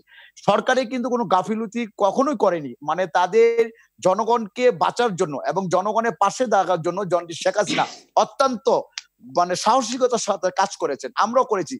যারা চাউল চুরি করেছেন তারা তো মানুষ নয়, তারা তো জনপ্রতিনিধি হওয়ার যোগ্যতা অর্জন করে না, চোর। তাদেরকে জনগণ কেন ভোট দেয়? তাদেরকে বিচার সরকার করছে। কিন্তু আমরা মনে করি এই অবস্থায় মানুষের পাশে মহামারীতে সর্বস্তরের লোকজনকে দাঁড়াতে হবে। বিতরণেও কিন্তু অনেক অনিয়মের খবর আমরা পেয়েছি। এখানে রাজনৈতিক বিবেচনা দেখা হয়েছে। এই নেভার। বাংলাদেশ আমি আমি একটা একটু কথা- বলি, হিন্দু বৌদ্ধ খ্রিস্টান ঐক্য পরিষদের রানা দাশগুপ্ত তিনি আমাকে বলেছেন চট্টগ্রামের যে দুজন কাউন্সিলর হচ্ছে সনাতন ধর্মের, সেখানে সনাতন মানুষরা ত্রাণ পেয়েছেন, বাকি জায়গায় সনাতন মানুষরা ত্রাণ পায়নি, এবং প্রান্তিক সনাতনদেরকে বলা হচ্ছে তোমাদেরকে ধর্ম চেঞ্জ করতে হবে। এরকম সংকটে একটা কিছু কিছু প্রসিলিটাইজেশন, ধর্মান্তরিত করার মতো রাজনৈতিক কৌশল ব্যবহার করেছে। এবং অবশ্যই- নিরোগে অনেক দু একজন সনাতন ধর্মের মানুষদের জমি জমা দখলের চেষ্টাও চলছে। তিনি নিজে আমাকে টেলিফোন করে বলেছেন এই দুঃখের কথা। এই সংকটে কিছু কিছু জায়গায় ঘটনা ঘটতেই পারে, কিন্তু সবার কিন্তু 5 আঙ্গুল সমান নয়। কিন্তু আমি মনে করি প্রত্যেকটি জনগণের দায়িত্ব। জনাব শেখ হাসিনা এইভাবে বলেছে, এই দুর্যোগ মুহূর্তে তোমরা যেভাবে তিনি তো ভোট চাইছেন দিতে- প্রধানমন্ত্রী হ্যাঁ, আমাদের চাওয়া নিয়ে জনগণকে আমাদের কোনো প্রশ্ন আমাদের নাই। জনগণ কিন্তু না, তার আমাদের চাওয়াটা ওই ভুরুঙ্গামারিতে আমাদের- ছাগল হ্যাঁ, নায়াতে হ্যাঁ। অনুবাদ হতে হবে, বাস্তবায়ন হতে আমাদের হবে। জনগণকে- সেইটা কতটা হচ্ছে আসলে? এইটাই আমি জনপ্রতিনিধি, আমার দায়িত্ব জনাব শেখ হাসিনার সম্পূর্ণ তার কথাগুলো মানা। কেন আমি মানবো না? তাহলে আমাকে কেন জনপ্রতিনিধি দায়িত্ব দিয়েছিলেন? তো অতএব যারা এই কাজগুলো করছে, কিছু কিছু জায়গায় যে গাফিলতি, অবশ্যই তাদের বিচার করা হোক। কিন্তু আমরা চাই না, এখানে কোনো দল মত নেই। বাংলাদেশের প্রত্যেকটি জনগণের অধিকার তাদের বাসায় খাবার অনেক পৌঁছে দেওয়া, ধন্যবাদ। যাদের আয়েশা আপা দরকার। যদি বলেন যে বাংলাদেশে আমরা একটা যোগ্য ডাক্তার চাই, যোগ্য স্বাস্থ্য ব্যবস্থা চাই। আমাদের এই যে একজন এমপি কিংবা মন্ত্রী অসুস্থ হয়েছিলেন, ভারত থেকে একজন সার্জনকে উড়িয়ে আনতে হলো। এটা তো লজ্জার জাতীয়ভাবে। আসলে আমরা কেন নিজেরা সেই সক্ষমতা তৈরি করতে পারি না? এখন সরকারি মেডিকেল কলেজ তাও স্ট্যান্ডার্ড ছিল, অনেক প্রাইভেট মেডিকেল কলেজে টাকার বিনিময়ে ভর্তি করা হচ্ছে, প্রশ্ন ফাঁস করা হচ্ছে। তারা যদি ডাক্তার হয়, কি সেবা আমরা আসলে পাবো এখানে? একটা মৌলিক প্রশ্ন যদি আমরা করি। এই সংকটে কিন্তু এক লাফে বেরিয়ে এসে যে আমাদের স্বাস্থ্য ব্যবস্থা কতটা ভঙ্গুর, কতটা নাজুক আসলে। এবং তার শিকার কিন্তু আমাদের সাবেক স্বাস্থ্য মন্ত্রীরা হচ্ছেন, ধর্মমন্ত্রী হয়ে গেলেন, অনেক ব্যবসায়ীরা হচ্ছেন, পপুলার হাসপাতালের মালিক হয়েছেন। কেউ কিন্তু মাফ করতে পারছে না আমাদের। করোনা সবাইকে গ্রাস করছে। আর এই যে বিত্তবানরা বড় লোকরা যে দাঁড়িয়ে চলে যেতেন, করোনা লন্ডনেও গেছে, করোনা আমেরিকাতেও গেছে, করোনা টাকা আসলে আমাদেরটাই ঠিক করতে হবে। এই ব্যাপারে যদি আপনি বলেন একজন ডাক্তার হিসেবে। যেটা হলো যে আমাদের স্বাস্থ্য ব্যবস্থাপনা অবশ্যই ভালো, আমাদের এখানে ডাক্তার আছেন, তারা অবশ্যই ভালো চিকিৎসক। এখানে আপনি দ্বিমত পোষণ করার কোনো কারণ নেই। এখানে সরকারি বেসরকারি পর্যায়ে যারা পড়ছেন সবাই ভালো। কারণ আপনার প্রত্যেকটা দেশে কিন্তু সরকারি বেসরকারি পর্যায়ে কিন্তু প্রত্যেকটা প্রতিষ্ঠান থাকে, সেখান থেকে কিন্তু সবাই মানে বাইরে কিন্তু বেশিরভাগ বেসরকারি প্রতিষ্ঠান থেকে মানে MBBS পাস করছেন। সেখানে আসলে আমাদের দেশে যারা আছেন অবশ্যই ভালো চিকিৎসক, ভালো সেবা পাচ্ছেন। তাহলে বিদেশে যাচ্ছে কেন? কেন ভারতে যাচ্ছে? একদম মধ্যবিত্ত পরিবারও ভারতে যাচ্ছে কেন? এটা হলো যার যার ব্যক্তিগত ব্যাপার, কিন্তু আমাদের এটা ব্যক্তিগত ব্যাপার দিয়ে ব্যাখ্যা করা যাবে না। ভালো পাচ্ছে, আস্থাটা তৈরি করতে হবে। কেন আস্থাটা অবশ্যই রাখতে হবে। অবশ্যই আমাদের ভালো ডাক্তার আছেন এবং এটা কোনো ব্যক্তিগত ব্যাপার বলে আমি ব্যক্তিগত ব্যাপার না, এটা ব্যক্তিগত ব্যাপার না। এটা আমাদের হেলথ সেক্টরের সার্বিক চিত্রটি এরকম। দেখুন, এখানে একজন মাননীয় সেতু মন্ত্রী ওবায়দুল কাদের অসুস্থ হলে কেন আমাদের দেবী সেটিকে উড়িয়ে আনতে হলো? দেখুন, এখানে একজন ডাক্তার কতক্ষণ একজন রোগী দেখেন? আপনি মনে হয় পৃথিবীতে এত কম সময় কোনো রোগীকে কোনো ডাক্তার দেখেন না, এবং ডাক্তার রোগীর কোনো কথা শোনেন না। তার কোনো কথা শোনাকে উনি খাটো হয়ে যাওয়া। আমি এখানে আবারও কথা বলছি, আসলে আমি এখানে একটু কথা বলতে চাই, একটা মিনিট কথা বলতে চাই। আমাদের এখানে আমি এখানে একটা জিনিস রুবায়েত একটা মিনিট কথা বলতে চাই। বাড়তি টেস্ট দেয়, এত টেস্টের দরকার পড়ে না, গরিব লোকদের উপর বাড়তি চাপ পৃথিবীর তৈরি অন্য করে। দেশে আরো টেস্ট দেয়, আপনি দেখেন যে পার্শ্ববর্তী, আপনি ইন্ডিয়াতে দেখেন, আপনি গেলে আপনি হলে অনেক টেস্ট দিচ্ছে, দরকারি আমাদের টেস্ট দেয়। এখানে আরেকটা কিন্তু হচ্ছে যে অদরকারি আমি একটু ডক্টর আয়েশাকে সাপোর্ট করতে চাই, একটা মিনিট আমি একটা মিনিট একটু বলি। ডক্টর আয়েশা যে কথা থাকে, প্রাইভেট হাসপাতালগুলো আশেপাশে ঘুরতে থাকে, তারা তা থাকে। আমাদের এখানে রুবায়েত, আমাদের এখানে মেইন প্রবলেমটা যেটা সেটা হলো ট্রাস্ট নাই। ট্রাস্টটা হলো আপনার আমাদের স্বাস্থ্য ব্যবস্থাকে একদম উড়িয়ে দেওয়ার মতো না, কিন্তু আমাদের কমিউনিটি হেলথ ক্লিনিক গুলা না, আমাদের কমিউনিটি হেলথ ক্লিনিক, আমাদের মা ও শিশু স্বাস্থ্য, আমাদের ইপিআই যেগুলো, আমাদের এই যে ইমিউনাইজেশন প্রোগ্রাম, এগুলা কিন্তু ওয়ার্ল্ড ফেমাস। কিন্তু আমাদের এখানে টার্সিয়ারি লেভেলে, আমি শেষ করি, আমাদের এখানে টার্সিয়ারি লেভেলের যে উন্নত মানের চিকিৎসা, যেটা একটু কমপ্লিকেটেড চিকিৎসা, যেটা একটু ক্রিটিক্যাল চিকিৎসা, সেই ক্রিটিক্যাল ফ্যাকাল্টিটা এখানে তৈরি হয় নাই। তৈরি হওয়া না হওয়ার পিছনে হলো সেই জায়গাটাতে আমরা কখনো রেফারেল সিস্টেমে আমাদের তৈরি হয় না। রেফারেল সিস্টেম একটা রেফারেল সিস্টেমে তৈরি, জিপি সিস্টেমটাই আমাদের, যে জেনারেল প্র্যাকটিশনার সিস্টেমটাই আমাদের এখানে তৈরি হয় নাই। এখন আপনি একটা জিনিস খেয়াল করে দেখেন, আজকে আপনি আইসিইউ নিয়ে কথা বলছেন, আজকে 17 কোটি দেশের লোকে আপনি শুনলে আশ্চর্য হবেন, অনেক কথা আমরা কিন্তু টক শোতে বলতে পারছি না। 17 কোটি দেশের লোককে একটা দেশে 17 জন আইসিইউ স্পেশালিস্ট নাই, ভালো অ্যানেস্থেসিয়া লোক কিন্তু আমাদের এখানে নাই। এই কাজটা কেন হলো, কেন তৈরি করতে পারে নাই? 17 কোটি দেশের লোকে, 17 কোটি দেশে 17 জন ব্রেস্ট ক্যান্সার স্পেশালিস্ট নাই। 17 কোটি দেশের লোকে 17 জন বড় নাম করা স্বাস্থ্য সার্জারি। আমরা কিন্তু স্বাস্থ্য খাতে বরাদ্দ নিয়ে অনেকে প্রশ্ন তুলেছে। লেস দেন 1%, যত আশা করেছিল আমাদের জিডিপির 1% হয়নি, 0.94 দিয়েছে। আবার তারা বলেছে বরাদ্দ বাড়ানো যেতে পারে, কিন্তু বরাদ্দ বাস্তবায়ন করার যে সক্ষমতা, সেই সক্ষমতা আমাদের স্বাস্থ্য সেক্টরের সঙ্গে জড়িত, তাদের সেই সক্ষমতা, সেটার জন্য শুধুমাত্র সবাই দেখলাম, আমি গত কয়েকদিন থেকে মন খুবই খারাপ ছিল যে সেটাতে সবাই দেখলাম যে জনাব নাসিমকে দোষ দিচ্ছেন, অমুককে দোষ দিচ্ছেন। সেটার জন্য গত 50 বছর জন্য যারাই ক্ষমতায় আসছে, গত 50 বছরে স্বাস্থ্য মন্ত্রণালয়ের দায়িত্বে যারা ছিল, তারা সবাইকে একসঙ্গে দায়ী করতে হবে। শুধু একজন দুজনকে সিঙ্গেল আউট করলে এখানে হবে না।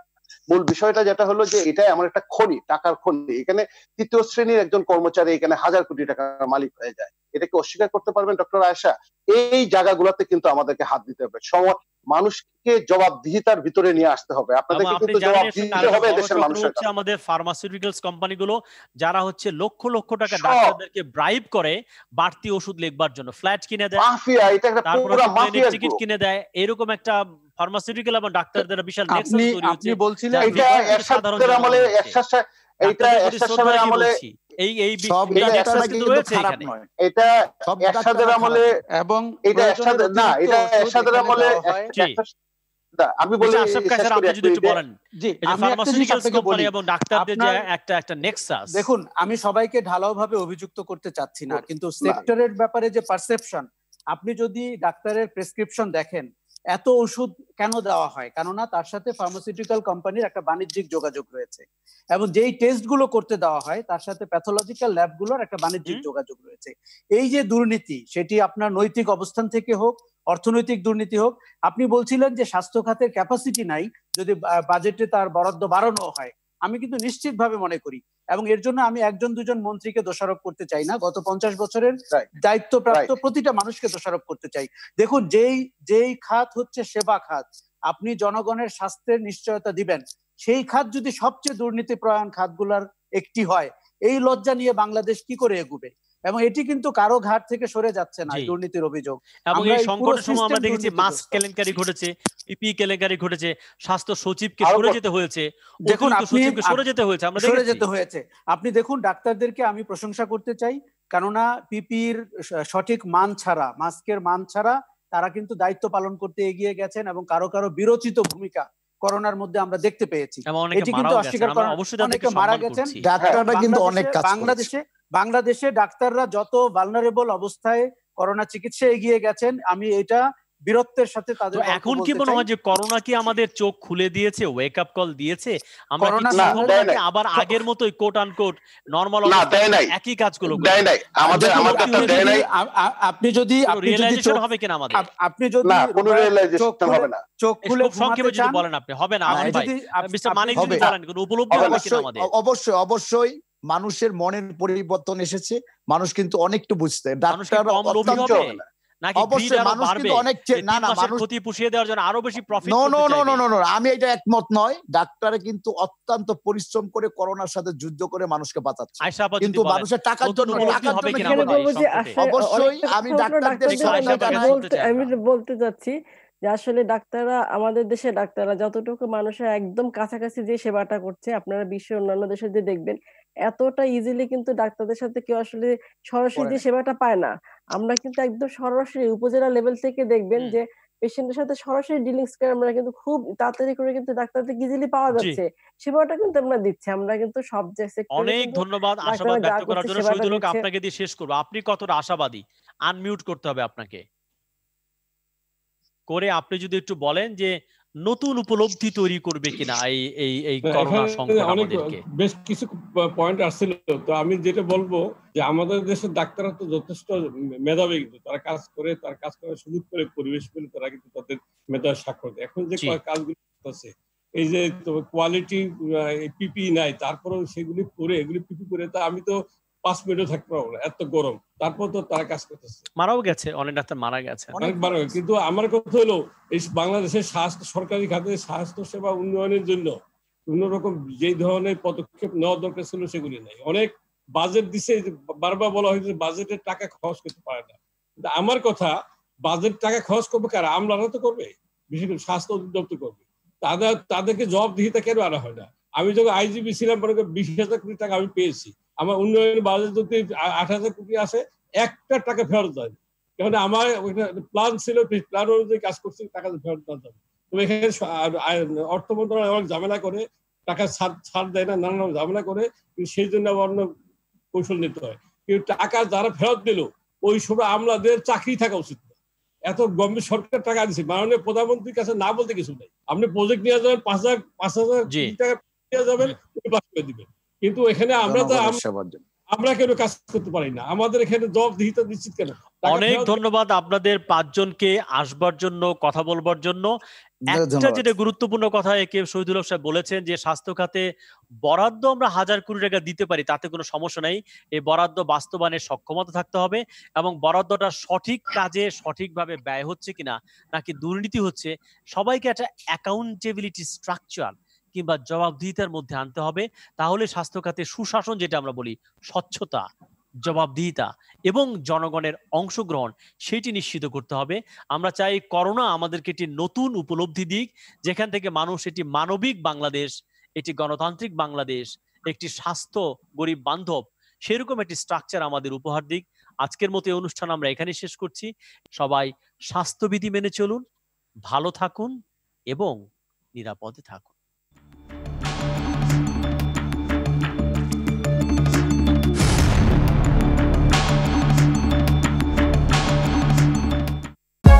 For more updates, subscribe and press the bell icon on YouTube app and never miss another update.